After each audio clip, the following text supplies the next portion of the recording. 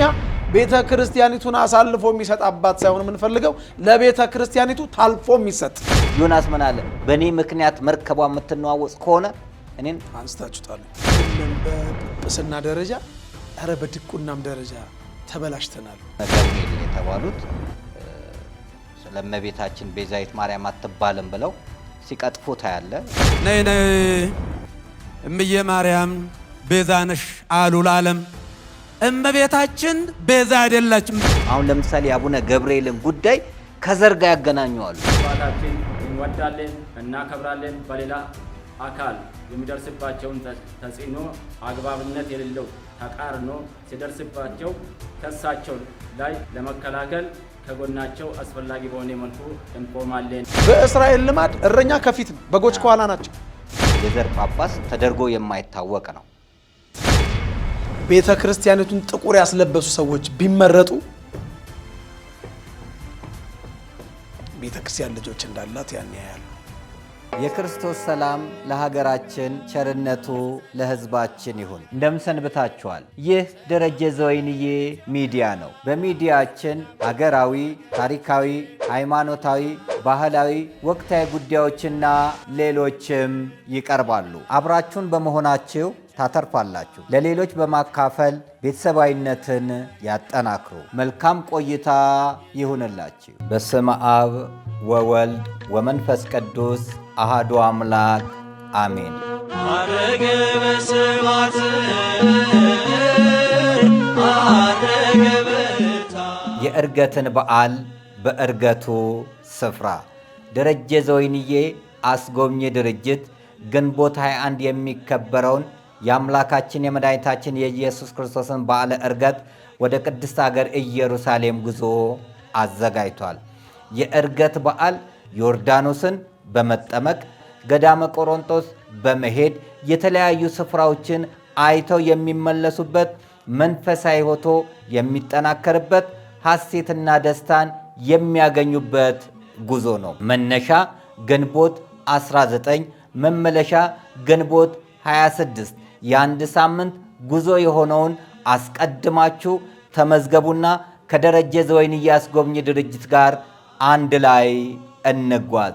ዕርገትን በዕርገቱ ስፍራ እናክብር። በስመ አብ ወወልድ ወመንፈስ ቅዱስ አሃዱ አምላክ አሜን። ክርስቶስ ተንሥአ እሙታን በዐቢይ ኃይሉ ሥልጣን አሰሮ ለሰይጣን አግዓዞ ለአዳም ሰላም እምይእዜሰ ኮነ ፍስሐ ወሰላም። ክርስቶስ በታላቅ ኃይል ሞትን ድል አድርጎ ተነሳ። ሰይጣንንም አሰረው፣ አዳምንም ነፃ ወጣው። ከእንግዲህ በኋላ ደስታና ሰላም ሆነ። እንደምን ከርማችኋል?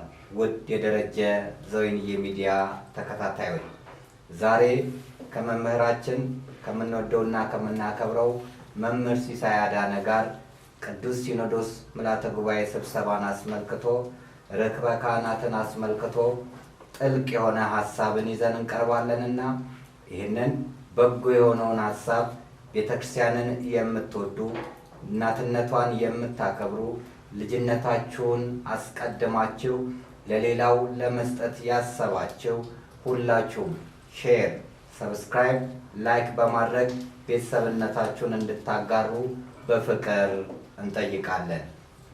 ርክበ ካህናት ማለት ትንሣኤ በሆነ በ25ኛው ቀን ረቡዕ ላይ የሚውል የቅዱስ ሲኖዶስ ስብሰባ ነው። ቅዱስ ሲኖዶስ በዓመት 2 ይሰበሰባል።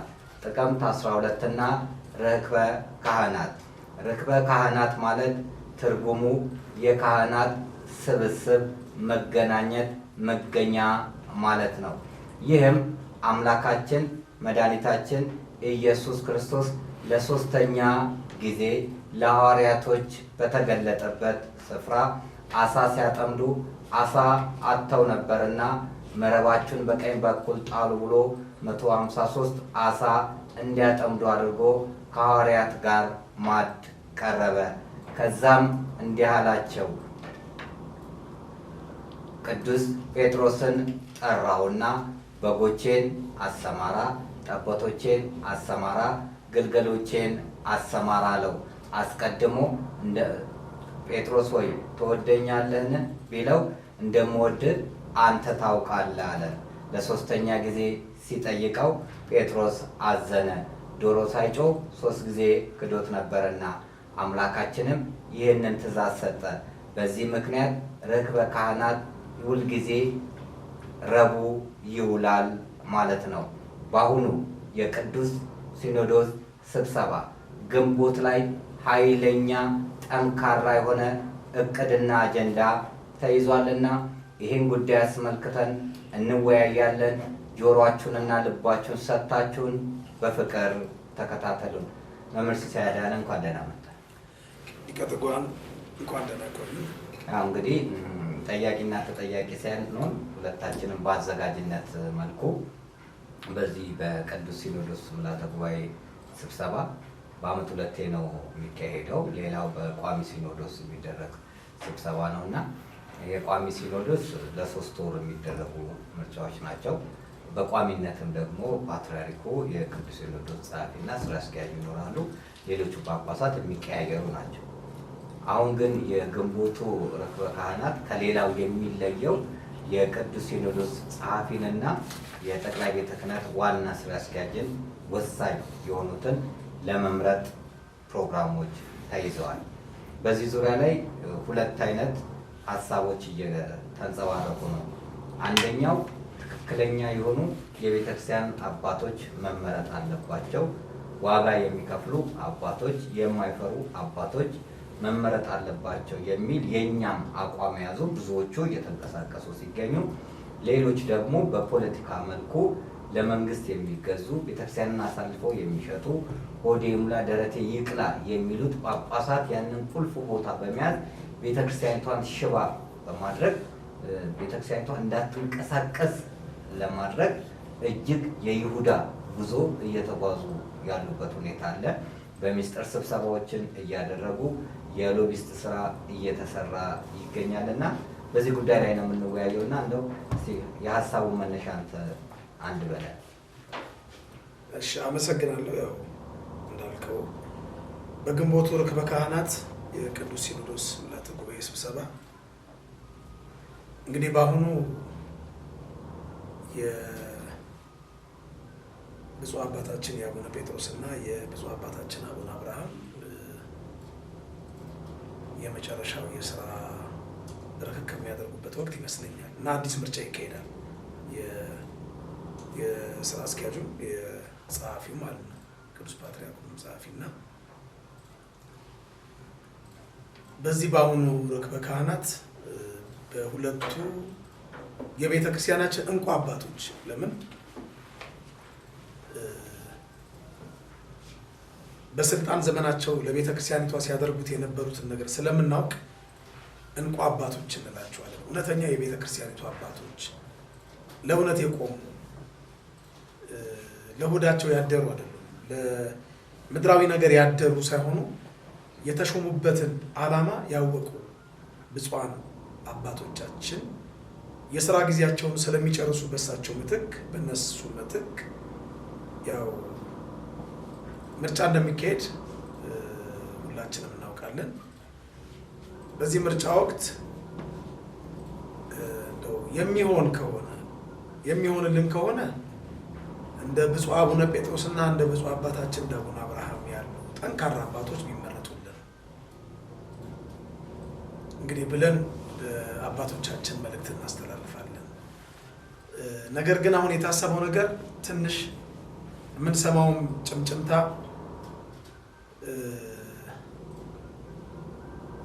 እንደዛ ይሆናል ብለን እንድናስብ የሚያደርግ አይደለም። ብዙ የሚደረጉ ሚስጥራዊ ስብሰባዎች እንዳሉ መረጃዎች ይነግሩናል። ያው መጽሐፍ እንደሚል የማይገለጥ የተከደነ የማይታወቅ የተሰወረ ምንም የለም። የሉቃስ ወንጌል ምዕራፍ 12 ቁጥር 2 ላይ ምንም የለም። በቃ የማይገለጥ የተከደነ ምንም የለም። ግን ይመስላቸዋል አንዳንዶች በህቡ የቤተ ክርስቲያኒቱን መዋቅር በቁጥጥራቸው ስር አድርገው እንደፈለጉ ለማድረግ እንደፈለጉ የፈለጉትን ነገር ለመወሰን ቤተ ክርስቲያኒቷ ከመንግስት በሚሰጣት አቅጣጫ ወይም መንግስት በሚቀድላት ቦይ ብቻ እንድትፈስ ይህንን ውሳኔ ለማስፈጸም ምቹ የሆኑ የሚመቹ አባት የሚመስሉ አባቶች ለመምረጥ የተዘጋጁ አሉ። እንግዲህ እግዚአብሔር መንፈስ ቅዱስ በአባቶቻችን ላይ አድሮ የሚቀርቡት እጩዎችን የሚመረጡትንም አባቶቻችንን ለቤተ ክርስቲያኒቷ ጠበቃ የሆኑ ለቤተ ክርስቲያኒቷ አምባ የሆኑ የማይነቃነቁ አለቶች የሆኑ አባቶች እንዲመረጡ እኛም በጸሎት እንደ አቅሚቲ እንጠይቃለን። አባቶቻችንም ዋጋ ከፍለው ለቤተ ክርስቲያኒቱ ይሆናሉ፣ ይጠቅማሉ፣ ይበጃሉ። የቤተ ክርስቲያኒቱን ስርዓተ እምነት መሰረተ እምነት ሊንዱ የተሰናዱትን ቤተ ክርስቲያኒቱን ለማፍረስ ያሰፈሰፉትን ከውስጥም ከውጭም ኃይሎች ይዋጉልናል። አንዳንድ የኑፋቄ ትምህርት አስርገው ለማስገባት የሚሽሎኮለኩትንም ሰዎች አደብ ያስገዙልናል ብለን የምንጠብቃቸውን አባቶች እንዲመርጡልን እንዲያስመርጡልን እንግዲህ በእግዚአብሔር ስም እንጠይቃለን። ከእግዚአብሔር ስም በላይ የለም። ይሄ ነው እንግዲህ በዚሁ መልካም ነው። ከዚህ በፊት ተናግረን ነበር እኛ በሚዲያችን ላይ የግንቦቱን ስብሰባ የቅዱስ ሲኖዶስ ርክበ ካህናት ስብሰባ አጀንዳ ለማድረግ የተለያዩ ነገሮች ይነሳሉ፣ ለማዳከም ይነሳሉ። እኛ እርስ በርሳችን ስንነካከስ የመንግስት ሐሳብ እንዲሳካ አጀንዳዎች ይወጣሉ እያለን ስንቆይተናል ከተናገረንና እንደውም ለግንቦቱ ስብሰባ ሁላችንም አንድ ሆነን ከቤተክርስቲያን ጎን ሆነን እንድንሰራ ነበረ። አሁን ባለፈው አንተም ስለ ፍኖተ ጽድቅ ስትናገር እኔ ነብይ አይደለሁም ግን ቤተክርስቲያን ላይ ምን ያክል አደጋ ያመጣል ብለ ተናግረህ አቡነ ገብርኤል የተባሉት ስለመቤታችን ቤዛዊት ማርያም አትባልም ብለው ሲቀጥፉ ታያለ። በጣም ጸያፍ የሆነ ንግግር ነው ሲናገሩ የነበሩት። ስለኚህም አባት እኛን ቀድመን ተቃውመናል። ለምን? የዘር ጳጳስ ናቸው። እንደውም ንጹህ ብለው አቡነ ሩፋኤል የተናገሩላቸው ንጹህ ኦሮሞ ብለው የተናገሩላቸው ናቸውና እሳቸው እኔና አሜሪካን ላይ በአሽሙር ሲናገሩ ነበር። ያኔ ምርጫቸው ላይ ተቃውሞ ስላቀረብን ጥሩ ያልሆኑ ያው መስቀላቸውንም አልሳለምም። ዲሲም ሳገኛቸው እዚህም ሳገኛቸው ለምን እኔ የዘር ጳጳስ ስለሌለኝ እኔ የዓለም ጳጳስ ነው እንጂ ያለን የዘር ጳጳስ ግብፃውያን የኛ ጳጳሳት ናቸው እኮ። ስለዚህ የዓለም ጳጳሳት የኢትዮጵያ ጳጳሳት ግብፅ ስትሄድ በፍቅር ነው የሚቀበሉ እንጂ የዘር ጳጳስ ተደርጎ የማይታወቅ ነው። በሁለት ነገር እንየው። ቅድመ ምርጫና የምርጫውን ዕለት አስመልክቶ ያለውን ነገር እንየው ብንለየው። አንደኛው ቅድመ ምርጫ ሊካሄድ የታሰቡት ምንድን ናቸው? ህዝቡም ቅዱስ ሲኖዶስም ሊጠነቀቅ የሚገባው ጉዳይ ህዝቡም ቅዱስ ሲኖዶስም ሊጠነቀቅ የሚገባው ቅድመ ምርጫ የፖለቲካ ስራ ይሰራል። ሰዎችን የማስፈራራት ስራ ይሰራል። ሰዎችን በሎቢስት የመያዝ ስራ ይሰራል። በተለይ ብፁዕ አቡነ ሳይሮስ ቤት ነው ስብሰባ የሚካሄደው። ሁል ጊዜ እራት እንብላ ተብሎ እሳቸው ቤት ይሰበሰባሉ። የሚዶለተው እዛ ነው።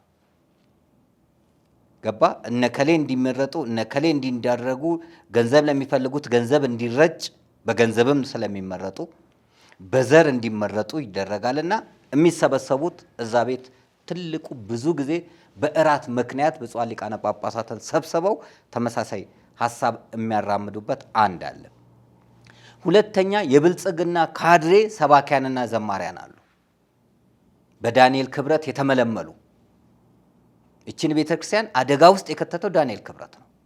የቤተክርስቲያኒቷን ውለታ ዘንግቶ ዓለም አቀፋዊ ዕውቅና እንዲሰጠው ያደረገችውን ቤተክርስቲያንን ትቶ ከርቶ ከቤተ ክህነት ይልቅ ቤተ መንግስት በልጦበት ዓላማውን እንዲሳት እያደረገ አገልጋዮችን የሚመለመለውና እነሱ ደግሞ ጉዳይ አስፈጻሚ እየሆኑ ያሉበት ሁኔታ አለ። ዳንኤል ክብረትና መንግስት እጃቸውን ከቤተክርስቲያን ላይ ሊያነሱ ይገባል።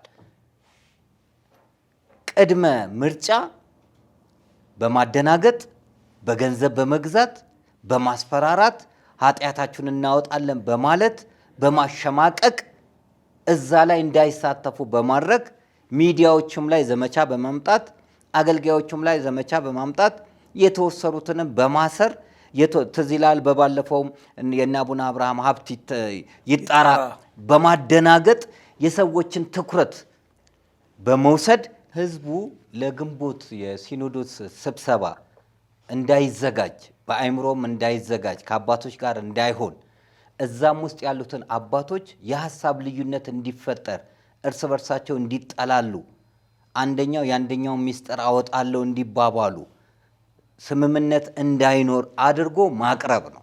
የመጀመሪያው ትልቁ አጀንዳ አስቀድሞ ስራ መስራት ነው። ይሄ ቆይቷል ከተጀመረ። እኛም ከጮህን ቆይተናል። ማህበራቶች ህብረት እንዳይኖራቸው፣ አገልጋዮች ህብረት እንዳይኖራቸው፣ ፈሪ እንዲሆኑ፣ ስለ ቅዱስ ሲኖዶስ ጉዳይ እንዳያደርጉ፣ የቤተክርስቲያን አጀንዳን ትተ የግለሰብ አጀንዳ ላይ እንድታተኩር፣ በየሳምንቱ አጀንዳ ይሰጣል። ገባ? የሀገር ጉዳይ ይመጣና ትኩረትን ይሰርቀዋል። ለምሳሌ የዛች ከፎቅ ላይ የተወረወረችው ልጅ ሞት አሳዛኝ ጉዳይ፣ ህዝቡን ያስጮኸ ያስቆጣ ጉዳይ ነው። የእሷን ጉዳይ የሚያስረሳ ኢቢኤስ እንዲሰራ ተደረገ። ያንን እንድትረሳ የሚደረጉ አጀንዳዎች ይመጣሉ። ስለዚህ መንግስት የሚፈልጋቸውን ግን በውስጥ የራሱን የሆኑ ሰዎችን ያዘጋጃል። እንደነ አቡነ ሳይሮስ አይነቱን ቤተክርስቲያን አሳልፈው የሚሰጡትን፣ እንደነ አቡነ ሩፋኤል አይነቱን ቤተክርስቲያን አሳልፈው የሚሰጡትን ለመምረጥ የኦሮሞ ጳጳሳት እዛ ላይ እንዲመርጡ ለማድረግ ወደ ዘር በማምጣት የዘር ግጭቶችን ሁሉ ሊፈጥር ይችላል። ሆን ተብሎ አሁን ለምሳሌ አቡነ ገብርኤልን ጉዳይ ከዘር ጋር ያገናኙዋሉ። እኔ የሰጠሁትን ትችት ከዘር ጋር ያገናኙዋሉ። ገብቷል? ለምን? ዓላማቸው ፖለቲካ ስለሆነ፣ ፖለቲካ ደግሞ ውሸት ነውና፣ ፖለቲካ ደግሞ ማስመሰል ነውና እንዲህ አይነት ስራዎች ይሰራሉ። ይሄንን ነው ጥንቃቄ ልናደርግ የሚገባው። ቅዱስ ሲኖዶስ አጀንዳዎች እንደሚመጡ አውቆ ብልህ ሰው ከሞኝ ስህተት ይማራል፣ ሞኝ ሰው ከራሱ ስህተት ይማራል ነው። ከራስ ስህተት ካልተማርክ ጅል ነህ ማለት ነው። መንግስትን ጠንቅቆ ያውቀዋል ቅዱስ ሲኖዶስ፣ ምን እንዳሰበ ያውቀዋል። ስለዚህ አስቀድሞ መዘጋጀት አለብህ። አንተ ውጊያ ስትሄድ ጠላት እኮ ውሃ አይረጭም፣ ጥይት ነው የሚረጨው። አንተ ነው የምትዘጋጀው። የት በኩል ነው ያለው? ምን አይነት ጦር ይዞ ይመጣብኛል? ምሽጉን እንዴት ላደርገው? በምን አይነት ብዋጋ ድል ላደርግ እችላለሁ ብለህ መዘጋጀት ያለብህ አንተ ነህ። ሳትዘጋጅ ጦር ሜዳ ከሄድክ ትሸነፋለህ። ስለዚህ ቅዱስ ሲኖዶስ መዘጋጀት አለበት ለዚህ ውጊያ። በጸሎት አባቶችን በየገዳማቱ እንዲያዝ በማድረግ ህብረት በመፍጠር በጥቅማ ጥቅም የተሳሰሩትን ቤተክርስቲያንን አሳልፎ እንዳይሰጡ በመገሰጽ ማህበራቶች አንድ በመሆን በተለይ ማህበረ ቅዱሳን እንደቀደመው ማህበረ ቅዱሳን በመሆን የቀደመው ማህበረ ቅዱሳን ከቅዱስ ሲኖዶስ በላይ የሚፈራው ማህበረ ቅዱሳን ለምንድነው የመስከረም 4ቱን ሰላማዊ ሰልፍ እንዲቀር ያደረገው? ማህበረ ቅዱሳን ውስጥ ያለ ዳንኤል ክብረት ወዳጅ ነው። ስለዚህ እነዚህ ካድሬ የሆኑ ውስጥ የተሰገሰጉትን በማጥራት ስራዎችን መሰራት አለበት። ሁለተኛ አገልጋዩ ለምንድነው ዝም የሚለው? ምንድነው? ይሄ እኮ በቁም መሞት ነው። ስለ ቤተክርስቲያን አለመጮህ በቁም መሞት ነው። ልክ አሁን መምህር ጳውሎስ መልካ ስላሴ ልሳነ ክርስቶስ እየጮኸ ይገኛል። መምህር ሄኖክ ኃይሌ በብዕሩ እየጮኸ ይገኛል። ገብቷል? ሌሎቹ ሰባኪያኖችስ ለምንድን ነው የማይጮሁት? የአውደ ምሕረት ጀግኖች የፌስቡክ አንበሶች አይደለም ሆነ ያለ ፊት ለፊት ወጥተው ይሄ መሆን የለበትም ስለ ቅድስት ቤተ ክርስቲያን ሊናገሩ ይገባል። ማህበራቶች ህብረት ከፈጠርን፣ አገልጋዮች ህብረት ከፈጠርን፣ አባቶች ህብረት ከፈጠርን ማንም ምንም ማምጣት አይችልም። እርግጠኛ ሆኜ የምነግርህ እኛ ስለተከፋፈልን ነው እኛ ላይ ስራ እየተሰራ ያለው። ሁለተኛ በይሉንታ በጣም መጥፎ ይሻላል መጥፎ አይነት ምርጫዎች ቤተክርስቲያኒቷን ይጎዳታል። እባብ ምን ጊዜም እባብ ነው። ከእባብ እንቁላል እርግብ መጠበቅ የለብህም። ባለፈው ቀኖና ተጥሶ ምርጫዎች ተካሄዱ። ቀኖና ተጥሶ ስለ ሰላም ተብሎ አይሰራም። ሁለተኛ የሸገር ሲቲ ሀገረ ስብከት የኦሮሚያ መዋቅርን ሀገረ ስብከት ተደርጎ ሸገር ሲቲ ሀገረ ስብከት ተብሎ ማን ተመረጡ? እነዛን የጨረቃ ጳጳሳትን ያደራጁትን ለዛ ሁሉ ህዝብ መሞት ለሻሸመኔ ህዝብ እንባ ትልቁ መሪ ሆኑ እንዲመረጡ ያደረጉት አቡነ ሳይሮስ ተደረጉ። ይሄ ቅዱስ ሲኖዶስ ያደረገው ኃይለኛና ከፍተኛ ጥፋት ነው። ይሉንታ አያስፈልግም፣ ድርድር አያስፈልግም፣ አቋም ነው የሚያስፈልገው። ጌዲዮን ሰራዊቱ በ300 ሰራዊት ነው ድል ያደረገው። የፈራ የደነገጠ ይመለስ ነው። እግዚአብሔር ከጥቂቶች ጋር ስራ መስራት ይችልበታል። ስለዚህ ቅድመ ምርጫ ቤተ ክርስቲያኒቷ ማህበራቶችን በመጥራት አገልጋዮችን በመጥራት ለህዝቡ ቅስቀሳ በማድረግ ጸሎት እንዲደረግ በየገዳማቱ በማድረግ ራሷን ማዘጋጀትና መጠናከር መቻል አለባት። ሆን ብላ አንተ ስትናገር ጦርነት ለመቀስቀስ ነው፣ ጥላቻ ንግግር ነው፣ አይሰራም። ይሄ አይሰራም። ይሄ ኢትስ ኖት ፖለቲክስ። እያወራን ያለ ነው ስለ ቤተክርስቲያናችን ጉዳይ ነው። ለቤተክርስቲያን ጉዳይ ደግሞ ህይወትንም ትሰጣለህ። አንድ ይሄ መደረግ አለበት። ይሄን ቀድመ ከሰራ ምርጫው ላይ ችግር የለም። እኔ ይገርመኛል፣ ሰበካ ጉባኤ ላይ አንዳንድ ባለሀብቶች ቀድመው በግል ይጨርሳሉ። ካለቃው ጋር እዛው እስከ ጻፊው ጋር እና ኃይለኛ ናቸው የሚባሉት ጋር ምክትል ሰበካ ጉባኤ ያደርጉና ከዛ በኋላ ከጨረሱ በኋላ ማመልከቻ ይገባል። መሬት ይሰጣቸዋል። እዛ ላይ ፎካ ይሰራሉ። ድራማው ውጪ ነው የሚያልቀው። ደብዳቤው ለይስሙላ ይገባል። አሁንም እንደዚህ አይነት አካሄድ እንዳይኖር ሊሰራ ይገባልና የኔ ምልከታ ቀድሜም እየተናገርኩ ያለሁት ስጮህ የነበረውም ትኩረት ሊሰጥበት ይገባል። ከሆነ በኋላ መጮሁ ጥቅም የለውም። አንዳንዶቹ ፈሪዎች እዛ ላይ ይመረጡና ምን ቸገረኝ የሚሉ ይመረጣሉ። ህዝብ ቢያልቅ 10 ሚሊዮን አማኝ ስናጣ ማን የተቆጨው?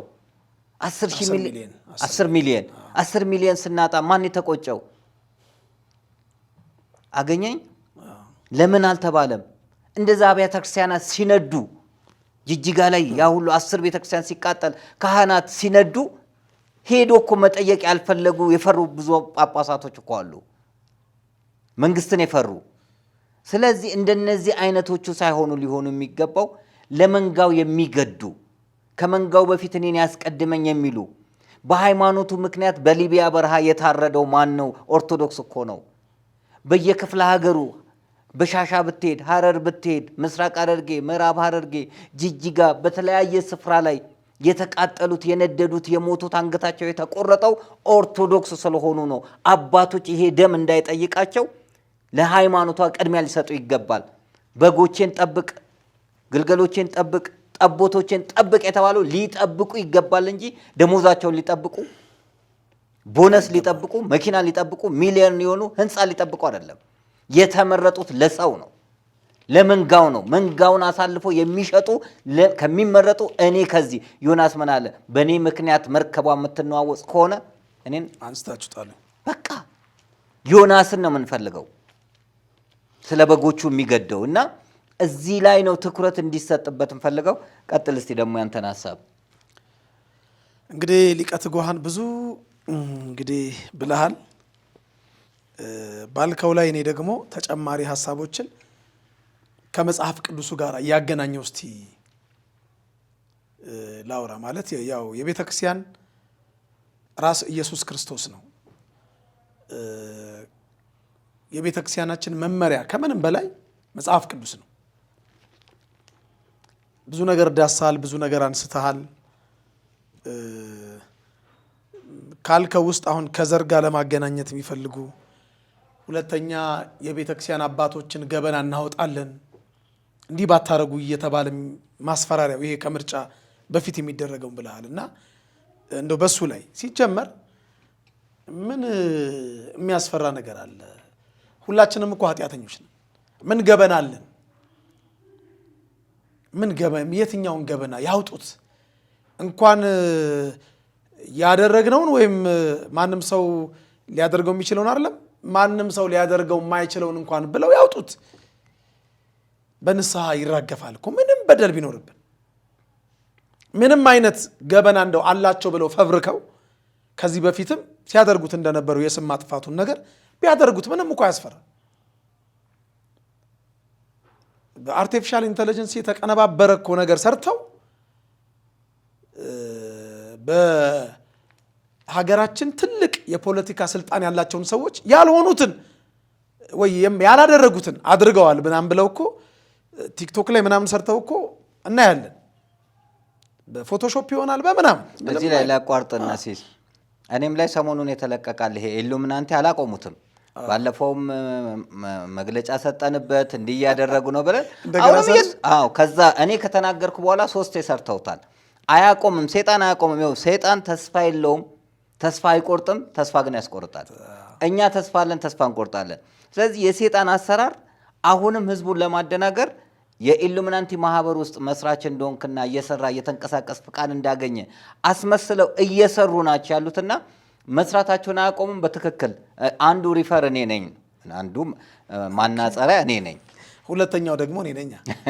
እኔም ላይ ፌስቡክ ላይ አታች እያደረጉ የሚያውቁኝ ሰዎች እንደውም ስልክ የደወሉልኝ ሰዎችም አሉ። እንደዚህ ስራ እንፈልጋለን እና የት እንምጣ፣ ቢሮ የት ነው? የምን ስራ? አይ እንደዚህ እኮ ብለህ ለጥፈ ነበረ። ያለጠፍኩትም ማለት ነው። ብዙ አለ፣ ብዙ ዶላሮች ገንዘቦች የያዘ ሰው አስቀምጠው ፎቶ ላይ ምናምን ነገር። ከዛ በኋላ እኛ ጋራ ብትመጡ ባለጠጋ ትሆናላችሁ፣ ችግሮቻችሁ በሙሉ መፍትሄ ያገኛሉ ምናምን ብለው ከዛ ጋር አገናኝተውን ስማችንን ለማጠልሸት ለማጥቆር የሚፈልጉ ሰዎች አሉ። እኛ አስቀድሞ የገባን ነገር ስላለ የኛ አይደለም እኮ። እኛ ምን ስማለን ሲጀመር? ለባህሪው እንከን የማይወጣለት ነውር የማይገኝበት ኃጢአት ለባህሪው የማይስማማውን አምላክ ኃጢአተኛ፣ ወንጀለኛ፣ የወንበዴዎች አለቃ ብለው አንጠልጥለው መስቀል ላይ ከገደሉት የሱ ተከታዮች ከሆን ወንበዴ ብለው እኮ ነው። በወንበዴዎች መካከል፣ በሽፍቶች መካከል የሽፍቶች የወንበዴዎች አለቃ ብለው እኮ ነው። መጽሐፉ ምንድን ነው የሚለው? ከአመፀኞች ጋር መቃብሩን አደረጉ አይደል የሚለው? አመፀኛ ነው ግን የኛ አምላክ። አመፃ ሁሉ ኃጢአት ነው ይላል እግዚአብሔር ቃል። እግዚአብሔር ኃጢአት ይስማማዋል ለባህሪው? አይስማማውም። ስለዚህ ዋናውን ከሰደቡት በርጥቡ እንጨት እንዲህ ካደረጉ በደረቀውማ ብሎ ራሱ ተናግሯል እኮ አይደለም? በደረቆቹ በደረቅ ነው በእኛማ ምንም ቢሉ ምንም ሊገርመን አይገባም። ገና ለገና ስሜ ይጠለሻል፣ ስሜን አጓጉል ያበላሹታል ብለን በቤተ ክርስቲያን ህልውና ላይ የምንቀልድ የማይሆን ውሳኔ ለመወሰን የተዘጋጀን አባቶች ስለ እግዚአብሔር የምንኖርባት እዚች ምድር ላይ የተወሰነ ዕድሜ ነው። የሰው ዕድሜ የተወሰነ ነው። የወርም ቁጥር በእርሱ ዘንድ ነው። ማንም ሊተላለፈው የማይችለውን ዳርቻ አደረክለት ይላል የእግዚአብሔር ቃል። 700 ዓመት 900 ዓመት አንኖርም፣ ጥቂት ጊዜ ነው። አብዛኞቹ አባቶቻችን ደግሞ የዕድሜያቸውን ግማሽ አይደለም ከግማሽ በላይ ኖረውታል። እኛም ከግማሽ በላይ ኖረናል። የሰው ዕድሜ ቢበዛ 70 ነው አይደለም?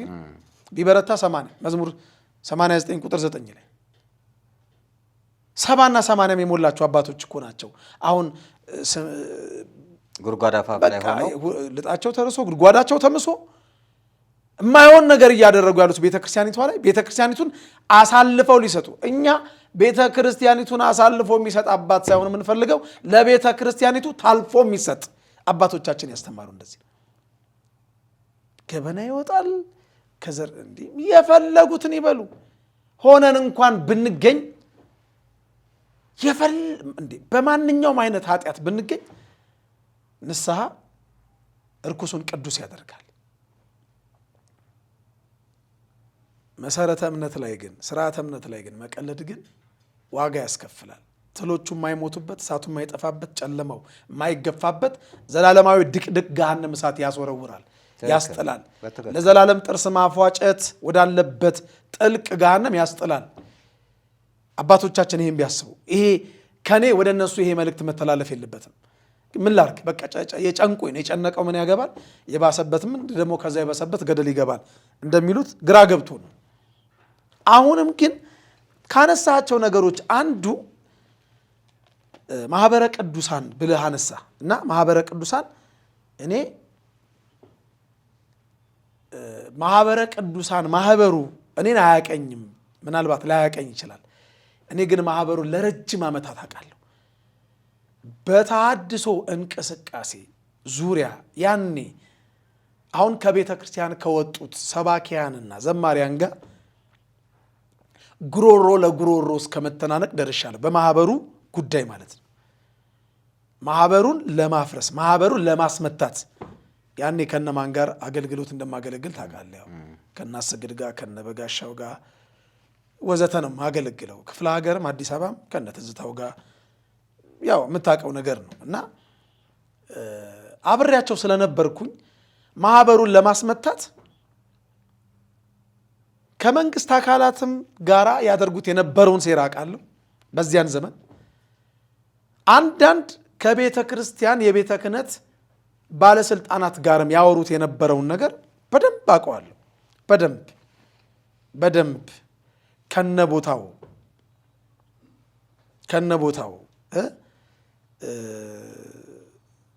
አሁንም ልበለው ስሙን ልጥቀሰው፣ የሬስቶራንቱን አልጥቀሰው ይለፈን እስቲ። እዛ ሬስቶራንት ቁጭ ብለን በማህበረ ቅዱሳን ዙሪያ ሲዶለት የነበረውን አውቃለሁ። እኔ ደግሞ ማህበረ ቅዱሳን የቤተ ክርስቲያኒቷ ስፓይናል ኮርድ እንደሆነ ስለማውቅ ሽንጤን ገትሬ አሁንም አቋሜ ነው። አሁን ግን ትንሽ የማህበሩን ጥንካሬ የሚያውቁ ሰዎች ምናልባት የራሳቸውን ሰዎች የቤተ ክርስቲያንን መፍረስ የሚመኙ ሰዎች ወደዛ ማህበር ወደ አመራርነት ስፍራ ላይ አንዳንዶችን አሽልከው አስገብተውብን ትንሽ ማህበሩን እንደበሱ እንዳይበጠብጡ እፈራለሁ። በጣም ትላልቅ አባቶች፣ ትላልቅ ወንድሞች እጅግ በጣም በሳል ለቤተ ክርስቲያን ዋጋ ከፍለው ማገልገል የሚፈልጉ በገዛ ገንዘባቸው የሚዋጉ የቤተ ክርስቲያን የቁርጥ ቀን ልጆች ያሉበት ማህበር እንደሆነ መሰክራለሁ። አፌን ሞልቼ ነው መሰክረው። ግን አንዳንዴ ከስንዴ ውስጥ ጋራ እንክርዳድ ቀላቅለው ስንዴዎቹን ወደ እንክርዳድነት ሊቀይሩብን የሚችሉ ሰዎችን አስርገው አስገብተው ወደ ኋላ እንዳያስብሉብን እንዳያስፈገፍጉብን ትንሽ ፍርሃት አለኝ። እንደ ሰው እፈራለሁ እና ማህበራችን ማህበረ ቅዱሳን ጠንካራ አቋሙን እንደ በሚዲያ ላይ ወጥቶ ቢነግረን ግድ የለም የመጣው ይምጣ። አቃለሁ በአንዳንድ አባቶች የማህበሩ መኖር አይፈልግም። ለምን? የቤተ ክርስቲያኒቱ ጠበቃ ዋስ ሞጋች ነው። ለምን የሚል ጠያቂ ማህበር ነው። ብዙ በዓለማዊም በመንፈሳዊም ዕውቀት የበሰሉ ሰዎች ያሉበት የፈሩበት እየፈሩበትም ያለበት ማህበር ነው። የሚገርም ማህበር ነው። በየከፍተኛ ትምህርት ተቋማት የሚደረገውን የግቢ ጉባኤያት እናውቃለን። ዋጋ ከፍለው የሚያገለግሉ አገልጋዮች ያሉበት ተቋም ነው እና ቢያግዘን አሁን ቅድም ባልከው እነ መምህር ጳውሎስ ዋጋ እየከፈሉ ነው። እየወጡ እየተናገሩ ነው። ቤተክርስቲያን ልጆች አሏት። በእውነት በሚሞት ስጋቸው የማይሞት ስራ ሰርተው ማለፍ የሚፈልጉ የአባቶቻችን ልጆች አሏት። በአባቶች ፋንታ ልጆች ተወለዱልሽ እንዲል መጽሐፍና በአባቶቻችን ፋንታ የተወለዱላት ልጆች አሏት፣ ቤተክርስቲያን አሏት። እና ማህበረ ቅዱሳንም አባቶች ካህናትም መምህራን ሰባኪያነ ወንጌልም ዝም ማለት የለባቸውም። ምንም እንፈራው ነገር የለም። የመጨረሻው ነገር እኮ ሞት ነው። በቃ እስር በለው ግርፋት በለው ምናምን ተራ ነገር ነው። እሱን ቶ የመጨረሻው መጨረሻ ሞት ነው አይደለም? ሰው ሲሰርቅም ይሞታል እኮ። ሰው ለዚች ለምትቀር ዓለም ነገ ትልና ምስጥ ለሚወረው ስጋህ ምቾትና ቅንጦት ስትልም እኮ ማይሆን ስራ ስትሰራ ትሞታለህ። እንኳን ለቤተ ክርስቲያን አለውና አባቶቻችን እቺን ቤተ ክርስቲያን ያስረከቡ ሞተው ነው። ከነዋያተ ቅድሳቱ ጋር በየተራራው ተቀብረው ነው።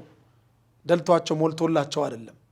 ስለዚህ የአባቶቻችን ልጆች ዋጋ በመክፈል ይሄን ከርክበ ካህናት ስብሰባ በፊት የሚደረገውን ውክቢያ እየወጡ መናገር አለባቸው። ለምሳሌ አይደለም በቅዱስ ሲኖዶስ አባቶች ምርጫ ላይ አይደለም በሰበካ ጉባኤ ላይ ያነሳው ነገር አለ።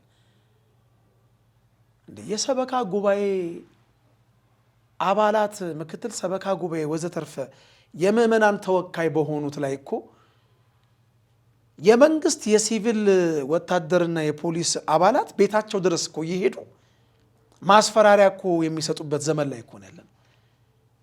ይህ ሰው ነግሮኝ ሳይሆን በአይኔ በብረቱ ያየሁት እኛው ጋር ቦሌ መንበረ ብርሃን ቅዱስ እግዚአብሔር ቤተክርስቲያን ልጁ በቃ አላሰራ ብለውት አገር ለቆ ወጥቷል ከነ ቤተሰቡ። ታምነኛለህ?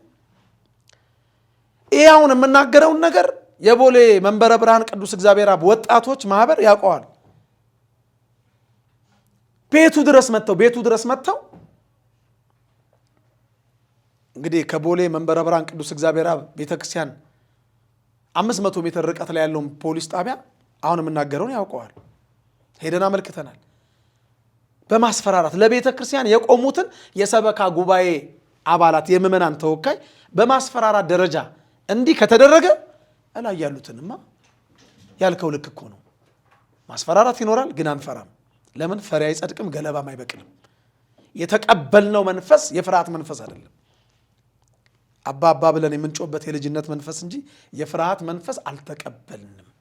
ስለዚህ የፍርሃት መንፈስ ስላልተቀበልን ማስፈራራታቸውን ፈርተን ቤተ ክርስቲያን ፍርስርሷ እንዲወጣ ምክንያት አንሆንም። እኛ አባቶች ማለት አለባቸው። አባቶቻችን ማንም ምንም ይበል፣ ማንም ከመንግስት አካላት የራሳቸውን ዓላማ አጀንዳ ለማስፈጸም የኔ የሚሏቸው ሰዎች ቦታውን እንዲይዙት እንደሚደረግ እኮ ግልጽ እኮ ነው።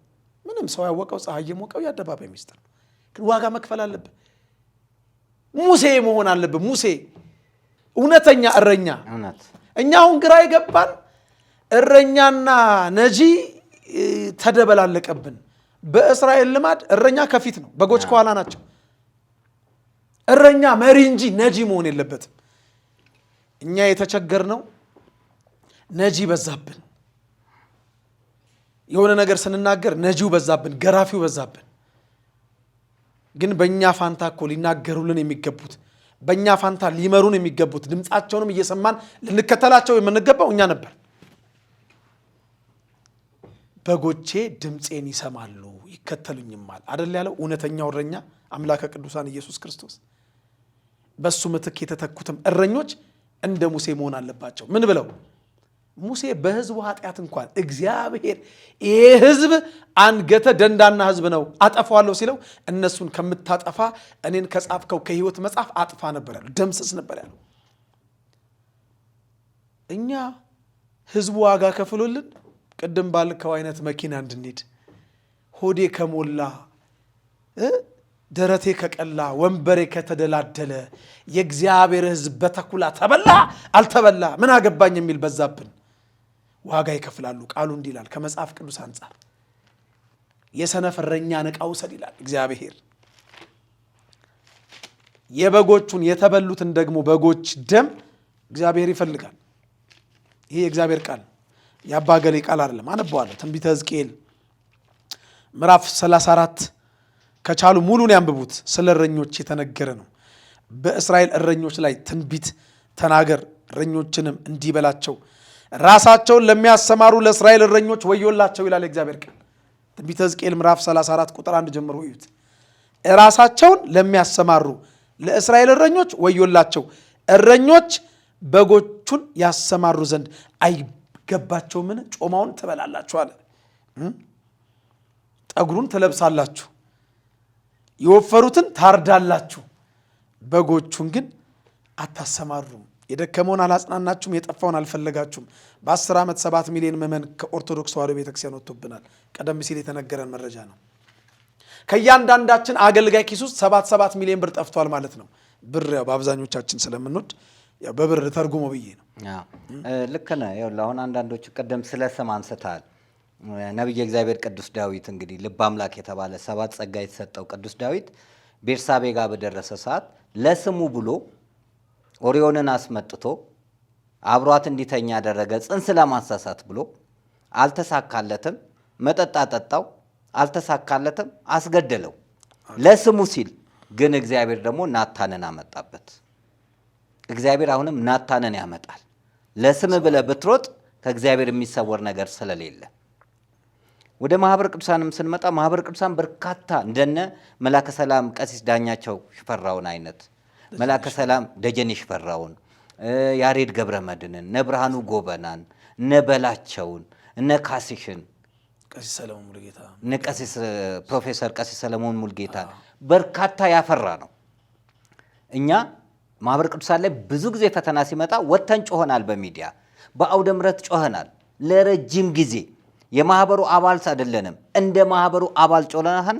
በልማቱም አብረን ሆነናል። ማህበሩ ማህበሬ ነው በሚል አቋም ሄደናል። ለቤተክርስቲያን ዓላማ ስብሰባ ሲጠራን እኮ 5 ኪሎ የትኛውን ቦታ ላይ አለን፣ አሁንም አለን። ነገር ግን እኔ የምፈልገው አሁን ማህበረ ቅዱሳንን እንደ በፊቱ ጠንካራ ማህበር አቋም ያለው ማህበር መሆን መቻል አለበት። የሚፈራ ማህበር መሆን መቻል አለበት። በርካታ ማህበራቶች አለን። ካለነው ማህበራት ውስጥ ጠንካራ አቋም፣ ጠንካራ ስትራቴጂ፣ የሰው ኃይል ያለው ማህበረ ቅዱሳን ነው። እውነት ነው። ማህበረ ቅዱሳን ለዘብተኛ ከሆነ ታድሶች ይፈነጫሉ፣ እንደ ልባቸው ይናገራሉ። ሀይ የሚል የለም። ይሄ መስተካከላ እንደ በፊቱ መሆን መቻል አለበት። አሁንም የራሱን ስራ ሊሰራ ይችላል። ግን እንደ ቤተሰብነት የምንናገረው አሁን የግንቦቱ ላይ ማህበራቶች አንድ በመሆን አገልጋዮች አንድ በመሆን አባቶች አንድ በመሆን ከምእመናኑ ይልቅ እኛንን ተጠያቂዎቹ ምእመናኑንም በማንቃት ሲኖዶስ ስብሰባ ምን እንደሆነ እኮ ማያቀዝባለ ራሱ ሲኖዶስ ምን እንደሆነ ማያቃል። አዎ ምንድነው ረክበ ካህናት የሚል አለ። በአመት ስብሰባ ይኑር አይኑር ምንድነው የሚወሰነው? ቢወሰን ባይወሰን ምንም የማይመስለው አለ እንዴ? የኛ ህዝብ እኮ በትክክል እንኳን ማማተብ የማይችል እኮ ህዝብ አለን። እንዲህ ብሎ የማይማተብ አለ። አረ እንደዚህም አለ። እግዚአብሔር ያይለታል። ግን ህዝቡ ምን ያክል አውቋል ብለን ስንል አልሰራንበትም። ህዝቤ እውቀት ከማጣቱ የተነሳ ጠፍቷል ነው፣ አላሳየ ነው። ግራና ቀኙን አያውቅም። ወደ ጠረፍ ሄደን አላስተማርንም። በቋንቋ አላስተማርንም። አቡነ እንባቆም እኮ ደቡብ ኦሞ አልፎ ወደ ኦሞራቴ ሲሄዱ ህዝቡ ምንድነው ያላቸው? መጀመሪያ መንግስት መጣች፣ ቀጥሎ ጤና ኬላ መጣች፣ ቀጥሎ እግዚአብሔር መጣች። እግዚአብሔር ማን ነው? አቡነ እንባቆም መልካም የሆነው አባት በሞተር ላይ እየሄዱ ያስተምሩ ነበር። ሰውና እግዚአብሔርን የማይለይ ህዝብ እንዳለ ልታውቅ ይገባል። ክርስትና የሚናፍቀው ህዝብ እንዳለ ልታውቅ ይገባል። ቤተ ክርስቲያንን ያላየ ህዝብ እንዳለ አባቶችን ማግኘት አቅቶት አባቶች መኪና የሄደበት ጎማ የሄደበትን የሚሰማ ህዝብ እኮ ነው ያለን። ጎሚስታው መድኃኔዓለም በቸርነቱ ጎማውን አተንፍሶ አቡነ እስጢፋኖስ ወርደው ታውቃለህ። ስለዚህ ለዚህ ህዝብ ከተማ የሞላ የሚንደላቀቅ መነኩሴን አይደለም እኛ የምንፈልገው። የሀብት ማማ ላይ ሆኖ ሀብት የሚያወዳደሩትን ጳጳሳት አይደለም የምንፈልገው። እከሌ ሲሞት ይሄን ያክል ሚሊዮን ብር ተገኘ፣ እከሌ አወረሰ፣ ይሄን አይደለም የምንፈልገው። የምንፈልገው ህይወቱን ለቤተ ክርስቲያን የሚሰጥ ጳጳስ ነው የምንፈልገው። የምንፈልገው መልካም ስራ ሰርቶ የሚያልፍ ጳጳስ ነው የምንፈልገው። የምንፈልገው የቤተ ክርስቲያንን ህልውና የሚያስከብር ጳጳስ ነው የምንፈልገው። ስለዚህ እኔ ይህንን በየጊዜው የሚሰጠንን በነገራችን ላይ አብረህ ተሰብስበህ መረጃ የሚያቀብሉ አሉ። ባለፈው በተወሰኑ ግሩፖች ተሰባስበን ከአመት በፊት መረጃ እዛ የሚቀርጹ አሉ፣ ለመንግስት የሚቀርጹ ለቤተክርስቲያን ተቆርቋሪ መስለው መጥተው ማለት ነው። በጣም አካሄዱ ስማርት ሆኗል፣ ፖለቲካ ሆኗል። በነገራችን ላይ መንግስት ቤት አይደለም ፖለቲካ ያለው እኛ ቤት ነው። ዘረኝነቱ ያለው እኛ ቤት ነው። ሙስናው ያለው እኛ ቤት ነው። እንደው መንግስት ጋር ይሻልሃል አንድ ነገር ጉዳይን ለማስፈጸም እኮ ቀጥታ ስራ አስኪያጁ ጋር ትሄዳለህ። እዚህ እኮ አዲስ አበባ ሀገረ ስብከት ለመግባት ዘበኛውን ለማለፍ ካህናቶች ይቸገራሉ። ቢሮክራሲው ከባድ የሆነው እዚህ ነው። እዛ እኮ ለምን እንዲያደረክም ብለህ ትናገራለህ። ይሄው በሚዲያ እንናገር የለ እንዴ? ባለስልጣናት ጥግ የመጨረሻዎችን ሁሉ እንናገራለን። እኛ ጋር እኮ ውዳሴ ነው የሚፈለገው። በቁም ካላጸደካቸው አንተ ደፋር፣ አንተ ተሳዳቢ ነው የምትባለው። ውዳሴ የሚወዱ መሬት ጫማቸውን እንድትሰም ነው የሚፈልጉት። ጫማቸውን እንድትሰም ገባ እንጂ ዝቅ ማለትን አይፈልጉም። ክርስቶስ ዝቅ ብሏል ብሎ እያስተማሩ፣ ቤተልሔም ዝቅ ብሏል ብሎ እያስተማሩ፣ እነሱ ግን ከፍታን ነው የሚፈልጉት። አላዋቂው አምላክ እንደ አላዋቂ መማሩን በምኩራብ ውስጥ ቁጭ ብሎ መማሩን እያስተማሩህ፣ እነሱ ግን ከኛ በላይ አዋቂ ላሳር ይሉሃል። እግዚአብሔር እንዋቀስ እያለ እነሱ ግን መዋቀስን አይፈልጉም። እንተያይ እያለ እነሱ ግን መታየትን አይፈልጉም። የማይፈተነው አምላክ ፈትኑኝ እያለ እነሱ ግን መፈተንን አይፈልጉም። ሁለተኛ ይሄ ሁሉ ችግር የመጣው የጵጵስና የምርጫ ሂደት ነው። አሁንም ይሄንንም እሞግታለሁ እኔ። ለምን ብትል መጽሐፍ ቅዱሳዊ የሆነ አካሄድ አይደለም። 7ቱ ዲያቆናት ሲመረጡ ቅዱስ እስጢፋኖስ ሊቀ ዲያቆናት ሆኖ የተመረጠ ጊዜ ቅዱስ ጴጥሮስ ህዝቡን ነው እድል የሰጠው። ከናንተ መልካም የሆኑትን የተመሰከረላቸውን ጸጋ ያላቸውን አምጡ ነው ያለው። አንድ ጳጳስ ላይ ድምጻችን ተሰምቷል? አስተያየት ሰጥተናል? ድምጽ ሰጥተናል? አንድ በል ኛ ጊዜ ለ11 ነው የተገለጸው። እነዚህ 12ኛው ሐዋርያ ለመምረጥ ሲደረግ ቅዱስ ጴጥሮስ ምንድነው ያደረገው? ጸሎት ጸልዮ እጣጣጥሎ ነው ማቲያስ የተመረጠው። እውነት ነው። በእኛ ቤተክርስቲያን ግን በቲፎዞ ነው የሚመረጠው ጳጳስ። ህዝብ ምንም ልክ የፖለቲካ ሹመት ነው። የኔ የጵጵስና ሹመት የማየው የፖለቲካ ሹመት ነው። በመንግስት ጣልቃ ገብነትና አሁን ኖ ሾሞው ተቀበል ነው የሚሉህ። አከተመ ሾሞ ተቀበል ነው እንጂ የሚሉህ እከሌ ማነው ሀሳብ ስጡበት አይባልም። አንባልም። ስለዚህ እርስ በርሳቸው ይመራረጣሉ፣ እርስ በርሳቸው ይቧደናሉ፣ እርስ በርሳቸው ይጠቃቀማሉ። አንድ ነገር ስትል አንዱ ያንዱን እንትን ይይዛል። ስለዚህ ቤተክርስቲያኒቷን እየጎዷት እየገደሏት ያሉት ውስጥ ያሉት ናቸው። ይሄ ምርጫው በራሱ ሊሆን የሚገባው እንደኔ አንድ የጵጵስና ምርጫ ለማድረግ ሲገባ እጩዎች ላይ ሀሳብ እንዲሰጥ ህዝቡን ማድረግ፣ በየገዳማቱ ሱባኤ እንዲያዝ ማድረግ፣ በምርጫው ላይ የህዝብ ተሳትፎ እንዲኖር ማድረግ። ልክ ሰበካ ጉባኤ ላይ ህዝቡ እንደሚሳተፈው ህዝብ የሚፈለገው ለሙዳይ ምጽዋት፣ ህዝብ የሚፈለገው ለገንዘብ፣ ህዝብ የሚፈለገው ለቤተክርስቲያን ስራ ሲሆን ህዝብ ይፈለጋል። ለነፍሱ ግን ህዝብ አይፈለግም። ስለዚህ ሲኖዶስ ስብሰባ ሲደረግ የገባው የሂሳብ ገቢ ይነበባል። ስንት ነፍስ ዳነ ግን ቀርቦ አያውቅም። ስንት ነፍስ ስጋው ደሙን ተቀብሎ አረፈ የለም፣ ሪፖርት ላይ የለም። ዴድፋ እንትን እንኳን የሞት መዝገብ ስንቱ አሁን እንቀብራለን አይደል? ስንቱ ነው ስጋው ደሙን ተቀብሎ ንስሐ ገብቶ የሞተው? ንስሐ አባት ይኑረው አይኑረው እንኳን ተከታትለናል። ስለ ነፍሱ ጉዳይ ሲኖዶስ አይጨንቀውም። ስለ ክርስቲያኑ ጉዳይ አይደለም፣ ስለ ገንዘብ ጉዳይ ከሆነ ቤተክርስቲያናቱን አንቀው እኮ ነው 20% የሚቀበሉት። አንቀው እስቲ ንስሐ አስገባ ብለው ያውቃሉ? እስቲ አስተምር ያውቃሉ? ለዚህ ነው ህዝቡ ስለታይተ ከሆነ ብዙ ጊዜ ስንናገር ውጭ እንዲወጣ ትዳር እንዲይዝ ልጅ እንዳገኝ ተስዬ ነበረ። እልል በሉ እልል ይላል። ንስሐ እንድገባ ተስዬ ነበረ። ስጋው ደግሞ እንድቀበል ተስዬ ነበረ። ከተጣላሁት ጋር እንድታረቅ ተስዬ ነበረ። የለም ስጋዊ ስለት ብቻ። መልካም ለነፍሱ ስላልተጨነቅንለት አትረፈናል። ቅዱስ ሲኖዶስ በዚህ ስብሰባ ምን ያክል ነፍስ ዳነ? በዚህ ስብሰባ ምን ያክል አማኝ ከአማንያን ወደ አማኒነት መጥተዋል? በዚህ ስብሰባ ስንት አብያተ ክርስቲያናት ተሰርተዋል? በዚህ ስብሰባ ስንት ስብከተ ወንጌል ምን ያክል ጨምሯል? ድሮ ከነበረበት የስብከተ ወንጌል እየተዳከመ ያለ ድሮ የነበሩት ሰባኪያን እኮ በየቀኑ ፕሮግራም ይዘው ይሰብካሉ። ዛሬ ግን ወር ጠብቀው የሚሰብኩ ልዩ ፕሮግራም ጠብቀው የሚሰብኩ የውጭ ሀገር ናፋቂዎች ቲፎዞ ለቲፎዞ የሚደራረግ የሚላላኩ ነው የሆኑት። ስለዚህ ጉባኤው ምን እየሆነ ነው? ባዶ እየሆነ ነው ያለው። ሳምንታዊ መርሃ ግብር ጭራሽ የለም። አሁን ተመልከት፣ ከሰራተኛ ጉባኤዎች ይሄንን ሲኖዶሱ ምን ያክል ተሰርቷል የሚለው ላይ የነፍስ ድህነት ላይ የተጠራውን መጀመሪያውኑ ስለ ህንፃ ቤተክርስቲያን ሳይሆን ስለ ህንፃ ሰው ነው። ህንፃ ለሰው እንጂ ሰው ለህንፃ አይደለም የተሰራው። በአፍሪካ አንደኛ በዓለም አንደኛ እያለን ህንፃ ስናወዳደር ትውልድ እያጣን ነው። ሚዲያ ላይ ፕሮቴስታንቶች ከ22 በላይ ሚዲያ አላቸው። እኛ ምን ሚዲያ አለን? ገባ? ምን ሚዲያ አለን? ያለውስ ሚዲያ አቦ የሚል ነው እንጂ ትክክለኛ አፍረጥርጦ እንደ ዩቲዩብ የሚሰራና የሚጋፈጥ ነው ወይ? ይሄን ላይ መስራት አለበት። የፊልም ላይብረሪ የለንም። የምንገዛቸው እቃዎች ጣኑን በለው ጧፉን በለው አልባሳቱን በለው መጎናጸፊያውን በለው ከየት ሱቅ ነው የምንገዛው? ለምን ራሳችን አናመርትም? የለንም። ግብጾች ፊልም ሰርተው ኢትዮጵያዊ ሙሴ ጸሊም ብለው ሰርተዋል እኮ በእኛው የእኛኑ ሰው።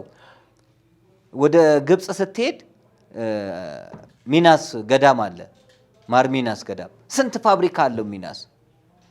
ከ6000 በላይ ሰራተኞች አሉ። ስለዚህ ግብፃውያን አባቶች የሚረዱ እንጂ የሚረዱ አይደሉም። እኛ ጋር እኮ ኮሮና ሲመጣ ካህናቶች የሚበሉት የሚልሱት የሚቀምሱት የለም። ጥቂቶች ናቸው የበለጸጉት እንጂ እኮ በአብዛኛው ካህን ተቸግሯል። ልጆቹን በምን ያሳድግ? ኑሮ ተወዷል። ለዛ ካህን የሚያታሰብለት የገቢ ምንጭ ነገሮች፣ ፋብሪካዎች፣ ኢንዱስትሪዎች ከቅዳሴ በኋላ ሌላ ስራ ተጨማሪ እንዲሰራ የሚደረግ። አሜሪካን ውስጥ ያሉት እኮ በደሞዝ ብቻ አይደለም የሚተዳደሩት። ኦቨር ይነዳሉ፣ ሌላ ስራ ይሰራሉ፣ ተጨማሪ ገቢ አድርገው ነው። የኛ ካህናት ይቺ ደሞዝ የሚሰጣቸው እንዴት አድርጎ ነው የሚያኖራቸው?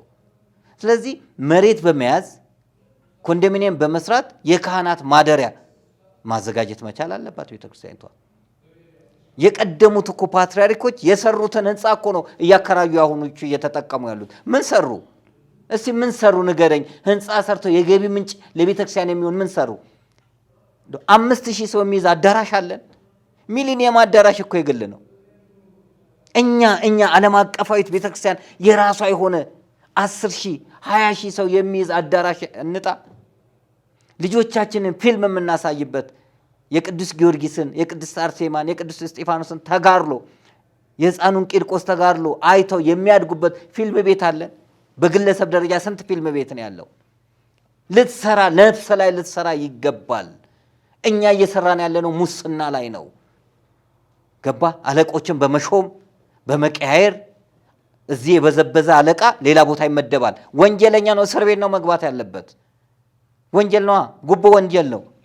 ግን አንድ አለቃ ወንጀል ሰርቷል ተብሎ ተከሶ ተፈርዶበት ያውቃል? ከሳሊተ ምሕረት ይነሳል፣ ሌላ ቦታ ይመደባል። ከሚካኤል ይመደባል። ከቦሌ ይነሳል፣ አንድ ቦታ ይመደባል። አዲሱ ሚካኤል ይመደባል። አዎ ይቀያየራሉ እንጂ ቦታ ይቀይሩለታል፣ የመብል ቦታ ይቀይሩለታል እንጂ ሰውየው ጥፋተኛ ስለሆነ በሕግ ተጠይቆ መቀጣጫ መማሪያ አልተደረገም። ስለዚህ ሌሎቹ ይሄዳሉ፣ ያንኑ እያዩ ምን ሆናለሁ ይላል። ምን ይሆናለሁ? ህንፃዎች ይጀመራሉ፣ አያልቁም። 20 ዓመት በላይ ይፈጃሉ። ለምን? ቦጥቧጭ ይመደባል። ውድ ቤተክርስቲያን ነው የሚሰራው። እኛ ውድ ቤተክርስቲያን አልናፈቀንም። የናፈቀን ውድ ህዝብ ነው። ስጋው ደግሞ የሚቀበል ህዝብ ነው። ስጋው ደግሞ የህፃናት ወተት የአዛውንቶች ፍትፍት አይደለም። ወጣቱ እንዲመለስ። ስንት ወጣት ነው 11 ሰዓት ላይ መጠጥ ቤት የምታገኘው? ስንት ወጣት ነው በኳስ የተወሰደብን? ስንት ወጣት ነው በፊልም የተወሰደብን? ኮንሰርት የሚዘጋጀው እኮ እኛ ስለተዘጋጀንላቸው ነው። በትንሣኤ ሳይቀር እኮ በአብይ ጾም ሳይቀር እኮ እርድ አለ። ግን ክርስቲያን ስጋ ቤት እየተባለ መች አስተማር ነው? መች ለወጥ ነው? ስለዚህ ነፍስ ላይ የሚሰራ ሲኖዶስ ነው የምፈልገው።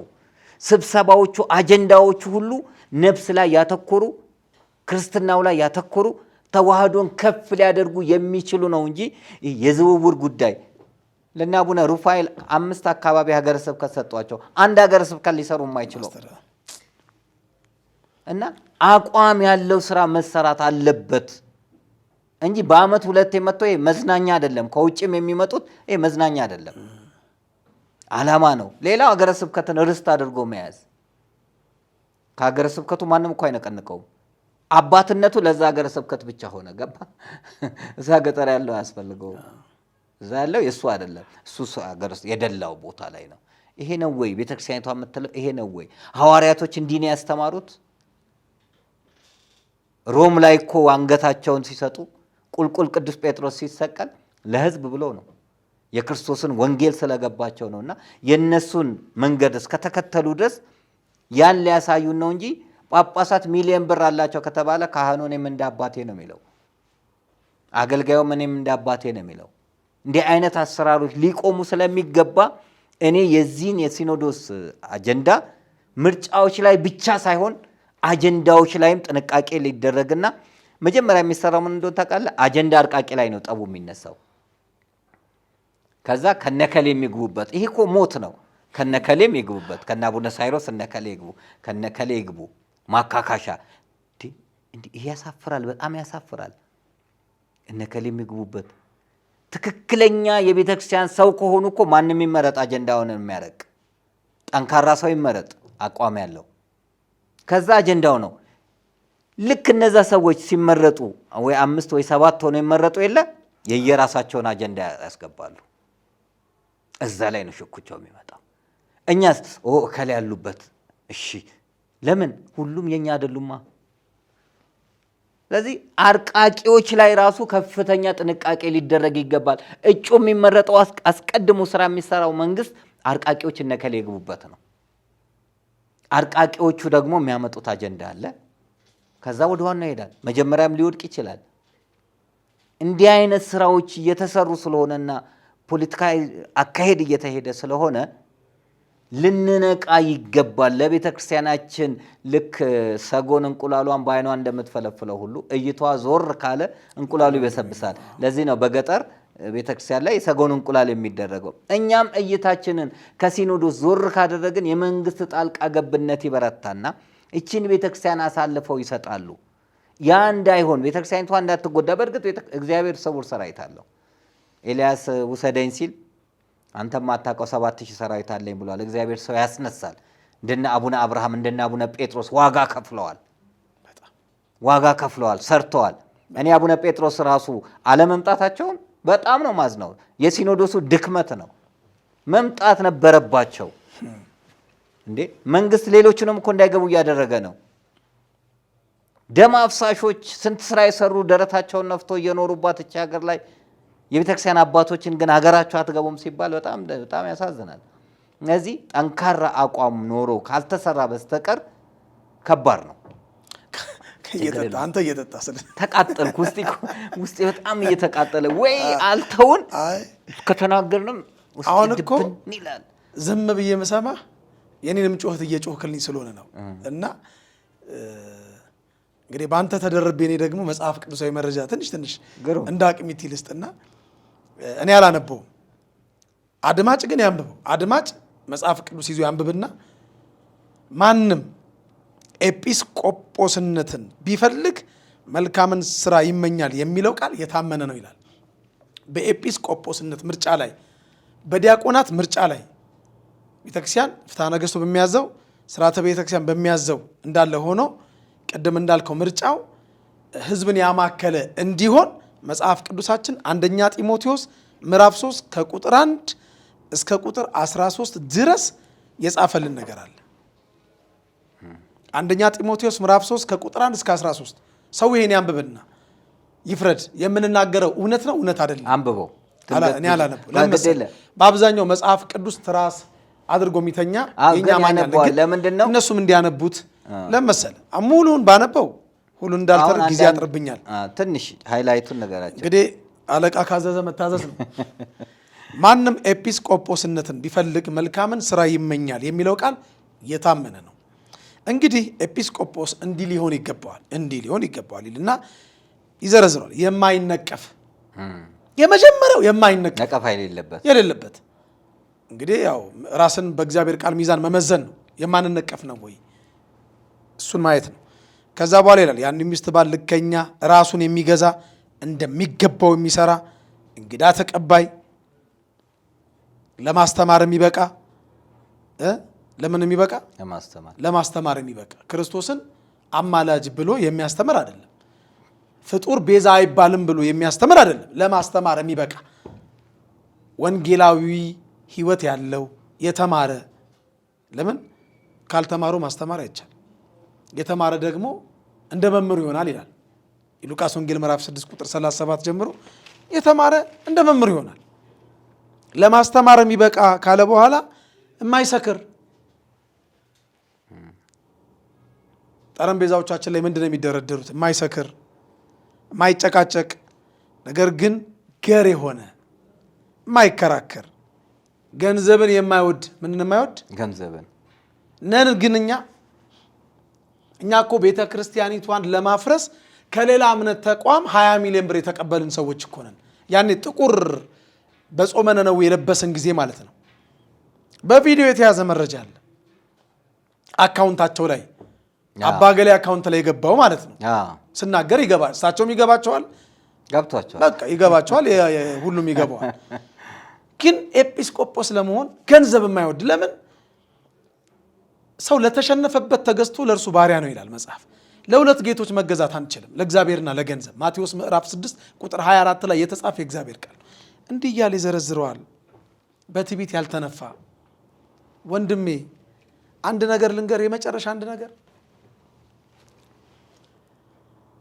እቺን ቤተ ክርስቲያን ለማፍረስ፣ እቺን ቤተ ክርስቲያን ወደማይሆን ነገር ለመውሰድ በእጀ ረጃጅም ባለጠጎች ምክንያት እንዳልከው በመንግስት የሚደገፉ አንዳንድ ባለሀብቶችና አንዳንድ ግለሰቦች እጃቸውን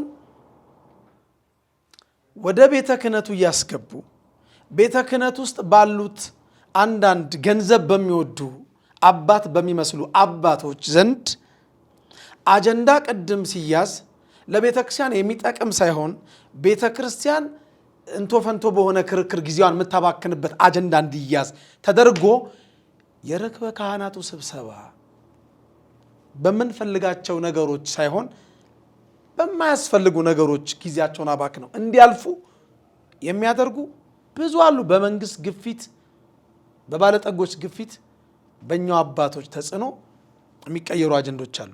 እኔ አጀንዳ መሆን ካለበት ባሁኑ አጀንዳ እንዲሆንልኝ የምፈልገው አንተ ቀደም ብዙ ተናግራል። በእነ አቡነ ገብርኤል ዙሪያ በእነ አቡነ በርናባስ ኢየሱስ ክርስቶስ አማላጅ ነው ብለው አሜሪካን ሀገር ቪዲዮ አለን። የግለሰብ ቤቶች ውስጥ ቁጭ ብለው ሲያስተምሩ፣ ቆሞ ሲያስተምሩ የተቀረጸ ቪዲዮ አለ። እና አባ መዓዛ ቤተ ክርስቲያኒቱ መዋቅር ውስጥ ያሉ ግን የቤተ ክርስቲያኒቱ ያልሆነውን ትምህርት የሚያስተምሩ በእነሱ ላይ አጀንዳ ተቀርጾ ውሳኔ የማይወሰኑ እስከ መቼ ነው? እንደነ ንስጥሮስ እነ ሰባሌዎስ እነ መቅዶኒዎስ እና አሪዎስ እኮ መጽሐፉም እንደሚለው ንገረው፣ ምከረው፣ 2-3 ሆነ ምከረው፣ እምቢ ካለ ለቤተ ክርስቲያን ንገራት፣ ቤተ ክርስቲያንን ካልሰማስ እንደ አረመኔ እንደ ቀራጭውን አውግዘ ለየው ነው የሚለው። ማቴዎስ 18 ቁጥር 17 ጀምሮ መመልከት ይቻላል። ይህ የእግዚአብሔር ቃል ነው። አሁንም ከመጽሐፍ ቅዱስ ውጭ እየጠቀስን አይደለም ያለ ነው። የቤተ ክርስቲያናችን መጽሐፍ ትልቁ መጽሐፍ ቅዱስ የመጽሐፍት ሁሉ አባት መጽሐፍ ቅዱስ የሚለው ይህንን አነበዋለሁ። ማቴዎስ 18 ቁጥር 15 ጀምሮ ያንብቡት። ወንድም ቢበድልህ ሂድና አንተና እርሱ ብቻችሁን ሆናችሁ ውቀሰው፣ ቢሰማ ጠቀምከው። ወቅሰናል ግን አልሰሙንም። ነገር ግን በሁለት ወይም በሶስት ምስክር አፍ ሁሉ ነገር እንዲጸና ዳግመኛ 1 ወይም 2 ካንተ ጋር ውሰድ። እነርሱንም ባይሰማ 1 ወይም 2 ማለት የግድ እኔ እናንተ ብቻ መሆን አለ። በማህበር ምከረው። ይሄንንም ካልሰማ ለቤተ ክርስቲያን ንገራት። ለግድግዳው ለጩህ ማለት አይደለም፣ ለቤተ ክርስቲያን ንገራት። ለማህበረ ምእመናን ንገር። ከዛስ አውግዘ ለይ፣ እንደ አረመኔ እንደ ቀራጭውን ይላል የእግዚአብሔር ቃል።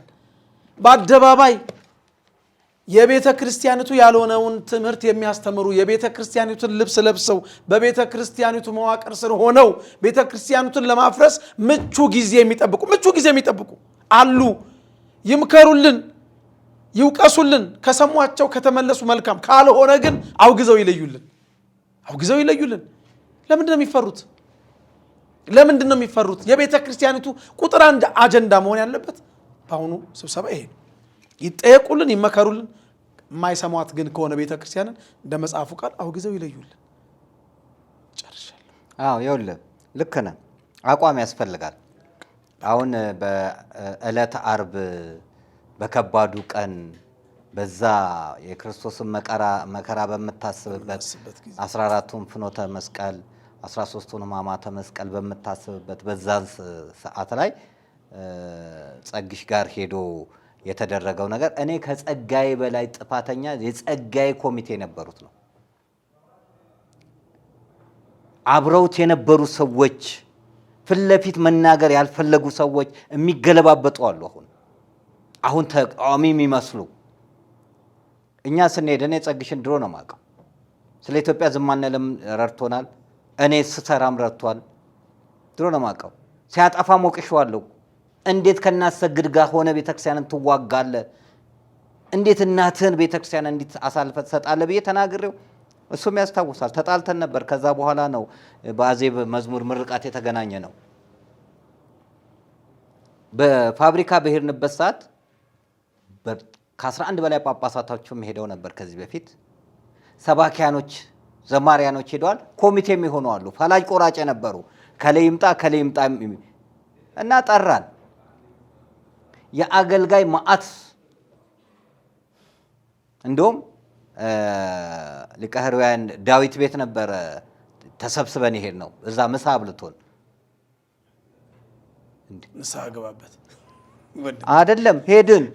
ስንሄድ አንሄድም ከዚህ በኋላ ግን ልጨርስልህ። ስንሄድ አገልጋዩ በዛ። ምን ነው አገልጋዮች ህብረት ስብሰባ ስንጠራቸው ማትመጡ ዛሬ እንዴት መጣችሁ አልኩኝ። 20 ዓመት ደክመናል እንግዲህ አገልጋዮች ህብረት እንዲኖረን። እውነት ነው አምናለሁ። እዛ ስንሄድ ይዞን የሄዱት አገልጋዮች ነበሩና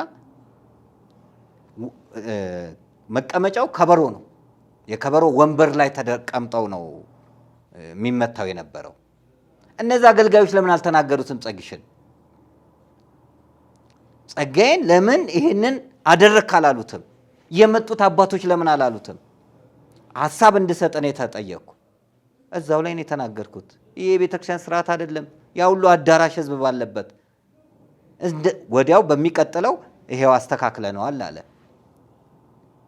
ከዛም ኢንተርቪው ያደርጉሃል ስትመጣ መዝሙሮቹ እንዲስተካከሉ፣ ስለ ቅድስት ድንግል ማርያም ስለ ቅዱሳኖች እንዲዘመር ያን ሁሉ ነው ኢንተርቪው ሰጠዋቸው አለ። እዛ የሚሄዱት አባቶች ሰውየው ለዚህ ለአርብ ጉባኤ ያበቁት የስቅለት ዕለት ፕሮግራም እንዲካሄድ ያደረጉት ቀድሞ የተሰራው የአባቶች ውዳሴ ነው። አስተካክል ቢባል ኖሮ ጳጳሳት ሁሉ ሲሄዱ ስህተቶችን እንዲያርም ቢያደርጉት ኖሮ ከቅዱስ ፓትርያርኩ ጀምሮ ሰባኪያኖች፣ ማህበራቶች ስንሄድ ይሄ ትክክል አይደለም ብንለው ኖሮ እዚህ ላይ ባልተደረሰ ነበር። ክርስቶስ ደሙን ባፈሰሰበት፣ ሰባቱን አጽራ መስቀል በተናገረበት፣ 7 ተአምራት በተገለጡበት፣ ወንበዴ ተፈቶ ክርስቶስ በተሰቀለበት፣ ቤተ ክርስቲያን በመስቀል ላይ በተመሰረተችበት በዕለተ ዓርብ ስቅለት አዳራሽ ውስጥ ፕሮግራም አይሰራም ነበር። ቤተ ክርስቲያን ሄዶ እንዲያለቅሱ ይደረግ ነበር። ጭራሽ ጳጳሳት እንዲገኙ ተደረገ። ለምን? ቀድመን የሰራ ነው ያመቻቸነው ነው። የሚያወድስ ጫማ የሚልስ ነው ያለው። ጫማ ባይልሱ ባያወድሱ ኖሮ ፊት ለፊት ስህተት ቢናገሩ ኖሮ እዚህ ደረጃ አይደረስም። ጥፋቱ ያለው በዙሪያው የነበሩ ሰዎች ናቸው። አሁንም ቢሆን ቤተ ክርስቲያኒቷ አንድ አቋም ይዛ ማስተካከል አለባት። ይኸውልህ በኮሮና ወቅት ቤተ ክርስቲያን ተዘግቶ ነበር። ቤተ ክርስቲያን እንዲዘጋ ትልቁን ስራ የሰሩት የኛ ሰዎች ናቸው። ከጳጳሳት ጀምሮ ሕዝቤ ሆይ ወደ ቤትህም ግባ ይላል ብሎ የኢሳይያስን ጥቅስ እየተናገሩ ኢሳይያስ 26 ቁጥር 20 ብለው የመከራው ዘመን እስኪያልፍ ጥቂት ጊዜ ተሸሸግ፣ ይሄ ወደ ቤትህ ነውና ቤታችሁ ተቀመጡ። ቤት የሌለውስ ሜዳ ላይ የሚያድረው ወታደሩስ? አሳፋሪ ነው። ለመቁረብ የሄዱ እናቶችና አባቶች በዱላ እየተደበደቡ ስዕለ ሚካኤል እየተረገጠ ግፍ ተሰራ ቤተክርስቲያን ላይ ያኔ። እኛ ለምንድን ነው የሚዘጋው ብለን ስንጮህ እነዛ ማስተባበያ ስብከት የሚሰጡት ከመንግስት ጋር የነበሩ የመንግስት ካድሬዎች ነበሩ። ሲከፈት ደግሞ ዋና አቀንቃኝ የሆኑት እነሱ ናቸው። አባቶች ይህን መለየት ለምንድን ነው ያቃታቸው ነው የኔ ጥያቄ። ለምንድን ነው ለቤተክርስቲያን የሚጮሁ ለቤተክርስቲያን የሚሟገቱ እውነተኛ የሆኑትን የማይዙት? እንደውም እኮ ከጥቁር መልበስ በኋላ ስብሰባ ሲያደርጉ ሰዎችን ጠርተው እኔ ፌስቡክ ላይ አንብቤ ገረመኝ። አንዲት ቀን ያልጮሁትን ልጆች ጠርቷቸው ኮሚቴ አደራጅተው ምናምን። ለምን? የሚያወድሷቸው ነው የሚፈልጉት። ይሄ አሰራር ቤተክርስቲያኒቷን ይጎዳታል። መታረም ያለበት መታረም አለበት። አንተ ሚዲያን እኮ ይሄን አስተካክለ ብለህ ካላልከኝ ዝም ብለህ ብታወድሰኝ ስህተቱን ነው የበለጠ እየተሳሳትኩ የሚሄደውና አሁንም በየትኛውም ላይ በዚህ በጸጋይም ድርጅት ላይ በእነዚህ አሁን ተባልካቸውም አባቶች ላይ ሌሎች አገልጋዮችም ላይ ቤተ ክርስቲያኒቷ አንድ አቋም ይዛ እርምጃ ካልወሰደች በስተቀር እባብን በእንጭጩ ካልቀጣው አደጋ ያመጣል። ከፍ እያለ ይሄዳል። ቲፎዞዎችን ያከማቻሉ። የኛ አባቶች የቤተ ክርስቲያን ጉባኤ ላይ የማይገኙ ከ14 በላይ ማሪዮት ሆቴል ወይዘሮ ዓለም ለእንቁጣጣሽ ደመራ ደምራ እንቁጣጣሽ ደመራ የለውም መስቀል ነው ያለው። 14 በላይ ጳጳሳት እየዞሩ ሲዘምሩ ቦታው ላይ ተገኝቻለሁ። እየዞሩ ሲዘምሩ ሆቴል ፕሮግራም ላይ ግን ቤተክርስቲያን ፈረሰ፣ ገዳማት ተዘጉ፣ ተዘነጉ ብለ ጉባኤ ሰጠራ ግን የማይመጡልህ አሉ። እንዲህ አይነት እንደው አንዴ ላቋርጠው። አሁን እነሱ ላይ ብቻ ሳይሆን እኔ አንዳንድ ሰባኪያን ወንጌሎችም ላይ ያለ ችግር ልንገር። እኔ ወይኔ ያልገባኝ ይሆን ወይኔ ትክክል ላልሆን እችላለሁ አላውቅም፣ ግን የሚሰማኝ ልንገር። አሁን መጨረሻ ላይ ባልከው እኔ አገልጋይ ነኝ አይደል? 24 ዓመት ሙሉ ቆሜ መድረክ ላይ አገልግያለሁ። ከዛ ፊት ያለውን እግዚአብሔር ያውቀዋል። ልጅነታችንን ያጣንባት ቤተክርስቲያን ነች። እኔ ወጣትነት ጊዜን ምናምን ብትለኝ ያው ከኳስ ውጪ ሌላ ቤተክርስቲያን ነው የማውቀው። እግዚአብሔር ያውቃል። አገልጋይ ሰባኪያን ሆነው እኔ አገልጋይ መሆኔን አውቀው ስልክ ስደውልለት ስልክ የማያነሳ መልእክት ላክልኝ የሚል አገልጋይ እኮ አለ። 1 2 ብዬ አሁን ስም መጥራት አያስፈልግም። እኔ በግል ኃጢአት ከነሱ በላይ ኃጢአተኛ ነኝ። እኔ አምናለሁ። በአገልግሎት ዙሪያ በቤተ ክርስቲያን አገልግሎት ዙሪያ ጉባኤ ለመጋበዝ ኑልኝ ለዚህ ቤተ ክርስቲያን እርዳታ ጥሪ እዚህ ቦታ ብዬ ለመጋበዝ ስልክ ስደውል አሁን እዚህ ላሳይ ይችላል ቴክስት አድርግልኝ ይላል ላንተ አሳያለሁ ስልኬ ላይ በእውነት ሕያው እግዚአብሔር ምስክሬ ቴክስት አድርግልኝ አያነሳልም አገልጋይ መሆንን እኮ ያወቀ እኮ ነው አገልጋይ እንኳን ለአገልጋይ እንዲያንከባበር ከነሱ የተማሩ ማሁን የወጡ ደግሞ አገልጋዮች አሉ ቲክቶክ ምናምን የሚያውቃቸው አገልጋዮች አሉ በቅርብ አሁንም እንደዚሁ አሁን የዓመቱ መድኃኔዓለም አካባቢ ቦሌ መድኃኔዓለም አርባር ጉባኤ አለንና እዛ ለመጋበዝ መልእክት ላክልኝ ይላል አይደለም በጵጵስና ደረጃ ኧረ በድቁናም ደረጃ ተበላሽተናል ለቤተ ክርስቲያን አገልግሎት ስንጠራቸው የማይመጡ ሰዎች የሀብታም ሽምግልና ላይ ግን በአንድ ስልክ አሁን የኔን ስልክ የማያነሱ ሰዎች ቅድም ያነሳው ሰው ቢደውልላቸው ከአንዳንድ የመጀመሪያው ጥሪ ላይ ከሌሊቱ 9 ሰዓት ቢደውልላቸው ያነሳሉ የእንቅልፉ ሰዓት ላይ ማለት ነው እኔ ያንሱ ግድ የለም ግን የተጠራንበት ዓላማ ምንድነው ልናዳላበት አይደለም ወንጌል የጠራን እኔ ሕያው እግዚአብሔር ይፍረድብኝ ነው ማለት ይፍረድብኝ በየትኛውም ሰዓት ብደውል እንኳን አገልጋይ ምመን ቢደውልልኝ እንደ በሆነ ምክንያት እንኳን ሳላየው ባላነሳ መልሼ እደውልልሃለሁ እርስ በርሳችን እኮ መከባበር አለብን በመጀመሪያ እርስ በርሳችን እንከባበር አሁን እንዳልከው የባለጠጎች ሆቴል የባለጠጎች ቤት ምርቃት የባለጠጎች ሽምግልና ላይ የምንገኝ ሰዎች ምን ነው እቺን ምስኪን ቤተ ክርስቲያን አክብረን ጥሪዋን ተቀብለን አገልግሎት ላይ ብንመጣ ሰርክ ጉባኤ ላይ ብንመጣ ለአንዳንድ የእርዳታ መርሃ ግብሮች ላይ ብንመጣ ምንም እኮ አይደለም ጸጋው ይበዛልናል እና ይሄ ነው ሌላው አንድ እንደው ሳረሳው የመጨረሻ መልእክት እንደ መልእክትም እንዲሆንልኝ እንፈልገው መምርዬ እኔ አሁን ይሄን ሁሉ ስናገር ሁሉንም አጠቃላይ ማለት አይደለም አሉ በጣም የቤተ ክርስቲያን ነገር የሚያስጨንቃቸው እንባቸውን የሚያፈሱላት እንኳን በቀን ለሊት ተኝተው ተራሳቸው በእንባቸው የሚርስ እውነተኛ የቤተ ክርስቲያን አገልጋዮች አሏት ቤተ ክርስቲያን ከሊቃነ ጳጳሳት ከመነኮሳትም ከደብረ አለቆችም ከማይበረ ካህናትም ከሰባኪያን ወንጌሎችም ከምእመንም አሉ ብዙ አሉ ግን ጎልቶ የሚወጣው ክፉ አይደለም አሁን አንድ ትልቅ ነጭ ዋይት ቦርድ ላይ ትንሽዬ በጥቁር ማርከር ነጥብ ሰርቼ ምን ይታያል ብለ ያ ሙሉ ነጩ ነገር አይደለም የሚታይ ያ ጥቁሯ ነጥብ ነው የምትለኝና እንደዛ ያያየን እንደሆነ አድማጭ እንዲገነዘብልን ግን ከጥቁሯ ነጥብም ትንሽ አሁን ሰፋ ያለ እንደ ዋይት ቦርዱ ሊወርሰን የሆነ ነገር ስላለ አስቀድመን እንጩህ በማለት እንደሆነ እንዲረዱልን አድማጭ እንዲገነዘበን ፈራጅ ሆነን አይደለም ኮናኝ ሆነን አይደለም ሁሉ ጊዜ እንትን ብቻ ትችት ብቻ እንትን ብቻ እንዳይሉን ለቤተክርስቲያን ከመቆርቆራችን የተነሳ ማጥራት ያለብንን ማጥራት ስላለብን አሁን ቀድም ስትናገር የሆነ ደብር የሰረቀ አገልጋይ አለቃ ሌላ ደብር ነው የሚሾመው እንጂ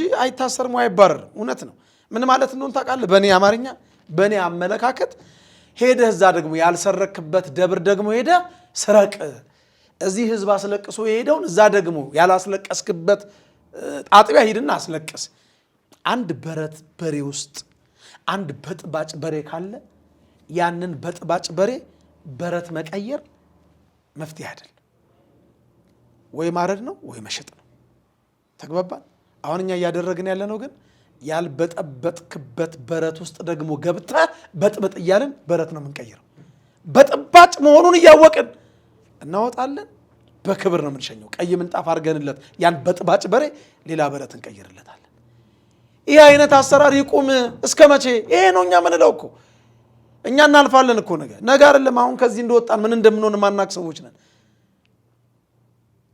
ግን የተረከብናት ቤተክርስቲያን ያስረከቡን አባቶቻችን በእንደዚህ አይነት መልኩ አይደለም እኛም ለልጆቻችን የምናስረክባት ቤተክርስቲያን የሚከፈለውን ዋጋ ከፍለን ንጽሕት ቅድስት የሆነችውን ኦርቶዶክሳዊ ተዋሕዶ ቤተክርስቲያን መሆን አለበት ይሄን ደግሞ ለማድረግ እያንዳንዳችን ኃላፊነታችንን መወጣት ያለምንም ፍርሃት እውነቱን በመናገር ከእውነት ጋር በማበር ከእውነት ጋር እጅና ጓንት በመሆን ሐሰተኞችን በማጋለጥ የቤተክርስቲያን ጠላቶችን ጠላት ናቸው በማለት በድፍረት በመናገር ማንም ይሁን እኔ እኮ ቅዱስ እስጢፋኖስ አስተምር የቤተክርስቲያኒቱ ትልቅ የሚባል መሪ የቤተክርስቲያኒቱ ትልቅ የሚባሉ አባት ለቀብር መጥተው እሳቸው መጥተዋል እና ስብከት አቋርጥ ተብያለሁ። የዲዲያ ጉባኤ ላይ እሑድ ሳስተምር ማለት ነው አዳራሽ ጉባኤ የዲዲያ ሰዎች ያውቃሉ። አይ እኔ የምሰብክለት የክርስቶስ ወንጌል እዛ ጋር ከሚነገርለት የግለሰብ ታሪክ ስለሚበልጥ አላቆምም ብዬ የተፈጠረው ነገር ተፈጥሯል። እነዚህም በተመለከቱ እኔም የከፈልኩት ዋጋ ነበር። ጉሮሮ ለጉሮሮ ተናንቄን ፕሮፌሰር እንድሪያስ በነበሩበት ሰዓት ቤተክርስቲያን ውስጥ ባለሀብትና ይኸው ለኔ ኢየሩሳሌም ጎብኝተን ስንመጣ ጽርሐ ጽዮን ሄደ። ከስር የአይሁድ መቃብር አለ። እንግዲህ ታፍጋ የሚባለው ይሄ አንቀጸ ብፁዓን የሚያስታርቁ ብፁዓን ናቸው እግዚአብሔር ልጅ ማቴዎስ 5 ላይ ያለው አጠገብ ላይ ነው። ይሄ ርክበ ካህናት ጴጥሮስን ትወደኛለህን ብሎ የጠየቀው ጽርሐ ጽዮን እመቤታችን ያረፈችበት ነው። ጽርሐ ጽዮን እግር ያጠበበት ነው። ጽርሐ ጽዮን ስጋው ደሙን የፈተተበት ነው። ጽርሐ ጽዮን መንፈስ ቅዱስ የወረደበት ነው። ከሱ ስር የዳዊት መቃብር አለ እና አይሁዶች በጣም ጥብቅ ናቸው። መስቀልን ታስገባለህ፣ ጳጳስ የለ መነኩሴ የለ፣ ተሸፋፍነ ነው የምትገባው። ጸጥታ ይፈልጋሉ። ካሜራ ይቀረጽ ይሉሃል። ሴት ለብቻ ወንድ ለብቻ። ያንን ለማየት ስትል የእነሱን ሕግ ትፈጽማለህ። እኛ ጋር ግን ሀብታም ስለሆነ ከነጫማው ሲገባ፣ ሀብታም ስለሆነ ስርዓት ሲጣስ፣ ባለስልጣን ስለሆነ ስርዓት ሲጣስ ለምን የለም? ተዋቸው እንደም ይባላል። ተዋቸው ገባ። ኢሉሚናንቲ የሆነችውን ቢዮንሴን እኮ ያንጥላ ይዘን የተቀበልን ነን። ስለዚህ ምንድነው እሱን ወደፊት የምንመጣበት ይሆናል። ዛሬ በዚህ ላይ እናብቃና በሚቀጥለው ደግሞ በሌላ ርዕስ እንገለጣለን። መቼም ዝም አንለም። በቤተክርስቲያን ጉዳይ መቼም ዝም አንለም። እናውቃለን። ብዙ ሰው ይጨነቃል። አልቀሰው የሚያድሩ አሉ። አንድ ነገር ሆኗቸው የሆነው የሚለው አሉ። በብዙ መልኩ ቤተሰብ ይጨነቃል። ወይ ሙሉ ለሙሉ አገልግሎቱን መተው ነው። አገልጋይ ከሆንክ ደግሞ እውነትን መመስከር ነው። ለሰው ሳይሆን ለእግዚአብሔር እንታዘዘን ገባናል። አገልጋይ እንድንኖር ራሳችንን በራሳችን የሾምን ሳይሆን እግዚአብሔር መርጦ አገልጋይ አድርጎናል። አውደ ምሕረቱ ላይ አቁሞናል። ቀሚስ ለብሰን መስቀል አንጠልጥለን የቆም ነው ለሱ እንደራሴ እንድንሆን ነው እንጂ ይሄ ክብር የሚገባው ዋጋ ለከፈሉት ለቀደሙት አገልጋዮች ነው። አገልጋይ ተብለን ለመጠራት እኛ ብቆች አይደለንም። መምህራን ተብለን ለመጠራት እኛ ብቆች አይደለንም። የቤተ ክርስቲያን ዋስ ጠበቃ አፍ ለመሆን እኛ ብቆች አይደለንም። ሰው ስለጠፋ ነው። ቀና ሲጠፋ ይመረጣል ጎባጣ ነው፣ ይመለመላል ጎባጣ እንደሚባለው ነው። እግዚአብሔር ስለሌሉ እንጨቶች ሆነን በቃ በእግዚአብሔር በአንድም በሌላ መጠቀም ስለሚችል የቢታናን ድንጋይ ያናገረ የበለዓምን አህያ ያናገረ አምላክ እኛንም ማናገር እንደሚችል ከአህያዋና ከድንጋይዋ ስለምንበልጥ ስለዚህ ያ ነው ምንጮኸው ውስጣችን የሚቃጠለው አንጀታችን የሚያረው የቤተ ክርስቲያኒቷ ጉዳይ ነው። እለት እለት የሚያሳስበን የአብያተ ክርስቲያናት ሁሉ ሐሳብ ነው እንዳለ ቅዱስ ጳውሎስ። ያ ስለሚያሳስበን ነው። ምርጫው ስለሚያሳስበን ነው። ማንም ቢመረጥ ለኛ ለግላችን የሚያመጣው ለውጥ የለም። የቤተ ክርስቲያን ጉዳት ግን የኛ ጉዳት ነው። የቤተ ክርስቲያን ህመም የኛ ህመም ነው። የቤተ ክርስቲያን ልጆች መጥፋት የኛ መጥፋት ነው። ስለዚህ ቤተ ክርስቲያናችን በዝማሬ እንድትሞላ እንጂ በዘፈን እንድትሞላ አንፈቅድም። በጸበል እንጂ በመጠጥ እንድትሞላ አንፈልግም። በፖለቲካ እንድትሞላ አንፈልግም። በሙሰኝነት እንድትሞላ አንፈልግም። በዘረኝነት እንድትሞላ አንፈልግም። አቋም ያላት የምትፈራ ቤተ ክርስቲያን ልትሆን ይገባል። እንደውም የኢትዮጵያ ብሔራዊ ሃይማኖት ኦርቶዶክስ መሆን አለባት የሚል ነው የኔ አቋም። እስከ ደርግ ድረስ ብሔራዊ ሃይማኖት ኦርቶዶክስ ናት። በቀደምትና በህዝብ ብዛት ብሔራዊ ሃይማኖት እስክትሆን ድረስ መዋጋት አለብን። የኢትዮጵያ ኦርቶዶክስ ተዋሕዶ ቤተክርስቲያን የሰጠችው ቁጥር ዛሬ እየተጠቀምንበት አይደለም። ማን ነው የሚጽፈው ያን ቁጥር? ተነጥቀናል። ብዙ ነገር ማስመለስ መቻል አለብን። ይዞታዋን ማስመለስ መቻል አለብን። ክብሯን ማስመለስ መቻል አለብን። ልዕልናዋን ማስመለስ መቻል አለብን። ስለዚህ እስከዛ እስከ ጥግ ድረስ እስከ ነፍሳችን ህቅታ ድረስ ስለ ቤተክርስቲያናችን እንጮኻለን። ያም ደግሞ የምናመልከው አምላክን እናምናለን። እኛን የሚጠብቀን አምላክ አይተኛም፣ አያንቀላፋም። እግዚአብሔር ቀን አለው፣ ቀና ያደርገናል። ይህችን ቤተክርስቲያን ከውርደት፣ ከክፋት፣ ከተንኮል፣ ከስቅላት፣ ከመስቀል ላይ ስቅላት የሚያወርዳት ጊዜ ሩቅ አይሆንም። አርብ ስቅላት እንዳለ ሁሉ እሁድ ትንሣኤ እንዳለ ስለምናመን በዛ ያልቅምና የአፌ ላይ የሆነ ነገር አለ ቀማይ ነው በል ያው ዋጋ የሚከፈል ዋጋ አለ። እሱን ያው እንደምንከፈል እርግጠኞች ሆነን ነው አሁን የምንናገረውና በግንቦቱ ምርጫ ግን ማለት ነው ቤተ ክርስቲያኒቱን ጥቁር ያስለበሱ ሰዎች ቢመረጡ ቤተ ክርስቲያን ልጆች እንዳላት ያን ያያሉ። ስለ ጽዮን ዝም አልልም፣ ስለ ኢየሩሳሌም ጸጥ አልልም ነው አይደል? ኢሳይያስ 62 ቁጥር 1 ላይ እኛም ስለ ቤተ ክርስቲያን ዝም አንልም። በፈለጉት አይነት መንገድ ሄደው አባት የሚመስሉትን አባቶቻችን ያልሆኑትን ዳግም ጥቁር ሊያስለብሱን ወንበሩ ላይ ቢቀመጡ በፊቱም ቆመው ሕያው እግዚአብሔር ምስክሬ ነው ዝም አንልም። ጨርሻለሁ። እንግዲህ ስትከታተሉት የነበረው ደረጀ ዘወይንዬ ሚዲያን ነው። አብሮኝ ቆይታ ያደረገው መምህር ሲሳይ አዳነ በገዳማቱ በአድባራቱ በከተማም በገጠርም እያገለገለ ተራራ ቧጦ ወንዝን አቋርጦ ሸለቆን ሄዶ ለቤተ ክርስቲያናችን ለዘመናት ትልቅ ታሪክ የሰራ ከ24 ዓመት በላይ ቤተ ክርስቲያንን ሲያገለግል የቆየ በማህበረ ወይንዬ የትምህርት ክፍል ኃላፊ በመሆን ብዙ ስራዎችን የሰራ ወንድማችን ነው። እንደ እግዚአብሔር አምላክ ቅዱስ ፈቃድ በሚቀጥለው ሌላ ርዕስ ይዘን እንመጣለን።